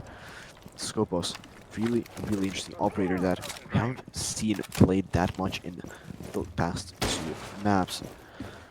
But now WiT going to be trying to replicate the success that LDL had when Rome cleared. They bringing the Deimos, bringing the Dokkaebi, bringing the Blitz though could hamper them a little bit and slow them down, but it doesn't matter. Bankus appears that he is going a bit more aggressive here, already slinging his way down reception stairs. Shinji opening up some walls here, trying to find some angles onto some enemies through the vertical holes. Jackal tracks being put out, windows being opened, doesn't matter. Ishak is taken out himself by Madrio on the Vigil. And another one coming out from him. Deimos tracking someone else. Not the Vigil though, Madrio is the most deadly one right now for the side of LDL. Still playing in electrical. No way for him to go as Bankus is closing on him. I think Vigil is outstaying his welcome here now. And he's boxed in, taken out by Blacklist. Still 3v4 advantage for the side of LDL. Forming an opening onto Mad, who's now off the board. Targeted by Deimos, not a wise choice. You are not in a refrank position, and the information could be that much deadlier brought upon you. Although with the time they're working with, and the clock that's slowly ticking, you need to make haste actions and hope that they are going to be correct. The revolver shots are fired, not connected. Side is downstairs, and you have not taken the entirety of this first floor. Seeing as the defenders are still roaming around, you have a bunch of time, but do you have the information? It seems like a lot of gadgets were wasted. As how does that happen? Vashi spots him, but a one tap, I do believe that was, as he looks to find the Deimos, but Blacklist just won't be standing for it. A 2v3, but it's still an advantage for one over the other. Now the Dokkaebi, we have Bags, we have Blacklist. They're dueling up. They have a bunch of HP. They have the guns, but the information isn't there. One more scan for this Deimos is all he has left. At the same time, Izami, the Bandits, and the Scopus. One upstairs, Diddy. He is going to be wasting a great amount of effort. This is going to be a deadly roam, since if you don't clear the Scopus, you're going to have a flank brought upon you. Not knowing the information about it, though. 60 seconds, slowly turning down. We got to tune this up, going through the barbed wire, taking heavy damage at the Deimos. Going for a pre-fire, but Unsert punishes off of it. Going in, though, Banks gets one. Does not connect onto the second as the Izami looking close. Scooby-Dooing around the corner. That's a maze for these players, but Banks is going to be finding his way out, as in the end, time officially ticks out. And the defenders will be taking a round for themselves. And with it, oh ho, it's 6-2. It is match point. Yeah, it is match point. And LDL looking so comfortable on this map. So much more comfortable than WiT. WiT just have no idea what to bring to counteract the defenses that Learner's Defense League are bringing up to them. First time we're going to see the first floor being played by either of these two teams. Although it is the weakest site out of the three we've seen. Yeah, the three you've seen. It's still very tricky to attack, very tricky to defend as well. But for WiT being less experienced on this map, clearly showing this might stem the end unless they pull out something magical here. We saw that they can do some of those hero plays. The players are capable of doing that, winning some rounds, but you can't rely on that to win you games. Those 2 rounds that they've won, I think, were from those hero plays. I mean, we saw Ishak going for a massive double opening in last round, or not last round, but last time they won. So in attack, it's a lot more difficult to do. We've seen WiT win 4 rounds in a row before, on border to be exact. Although this time they're gasping for air that much more because the pressure of losing one single round and you having over with this entire best of 3 is upon you. It's a heavy burden to carry. It's basically a cross for them. And right now, it seems like LDL, they are sitting comfortably. They can test out, they can plan ahead, and they can play aggressive. And right now, that's exactly where they're going to be getting to it. C4 comes out, damages the Thermite, but you're going for a long-range gunfight against an attacker? It's going to be an unwise decision as Blacklist comes around from the rappel upside down, takes out Cert, and runouts keep happening, but they work as Matt finds Blacklist. It's a 4v4, a trade working out for them as pre-fires are attempted, but yet again not connected for the second time. Oh god, Diddy finds one. Banks trades it out for Mad, and in the meanwhile, it seems like Zach is going to be running low on HP, just like Diddy right now, and Zach getting finished off in the meanwhile. LDL playing this so confidently, but paying the price. 3v2 situation, 3v1 now, as Harvey left all alone. He's been having a massive game so far, and he's getting another kill himself, but now he's locked into this little box. Oh no, getting flashed, but it is a 1v1 right now. He is Defender exposed. going for a run out here, going for a window that will allow Ishak to plant the diffuser down. They know where he might be coming from. Diffuser is down, 40 seconds left. The clock is working against him. He gotta be quick on his feet. He still needs to find these two players to kill, to be able to defuse this. Thatcher and Ram playing it very, very safe here, not wanting to surrender any sort of advantage to Harv. They know how deadly he can be. They know that he can win this out, but with 15 seconds left, it looks less and less likely. Oh, he gets one, but 12 seconds. Ishak knows he's left all alone.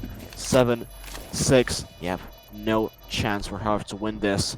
And Ishak knows this. Goes for the kill. Oh, what a beautiful kill for him. Secures the round for WiT. And those gas for air are successful as they go through to a 3-6. Still not out of the woods, far from it, but it's a start. It's a start and a scary one at that. I don't know what LBL are thinking, but they're throwing bodies over bodies to MG WiT. They could have finished it up right now. They're going to keep it going, though, unless they want to be a bit more cocky and give them another round, which in the end they could end up regretting quite heavily. It's going to be up to them. They can start locking in. They can secure one more out of the 3 they have remaining. These are just secondary chances that they're giving. But overall, WiT, 3 in a row. You take it, you're on the attack. Yet again, it's preferable, it's better, and you still have a shot at this. Although it's all up to these players. We're going upstairs. Earlier, this was very dominant for LDL to attack, but now they're on the defensive. Now they're on quite the opposite, and I think they're going to be keeping up what they started. The score already speaks for itself, how Nate Haven has been going up until now, and it's just been off how WiT has really changed from the second map onto the third. Seems like they completely lost track, really lost that adrenaline, and now they're all out of energy. Nate Haven not being it for them, though. LDL, they're having a blast. They're 3-6, and this is overtime match point.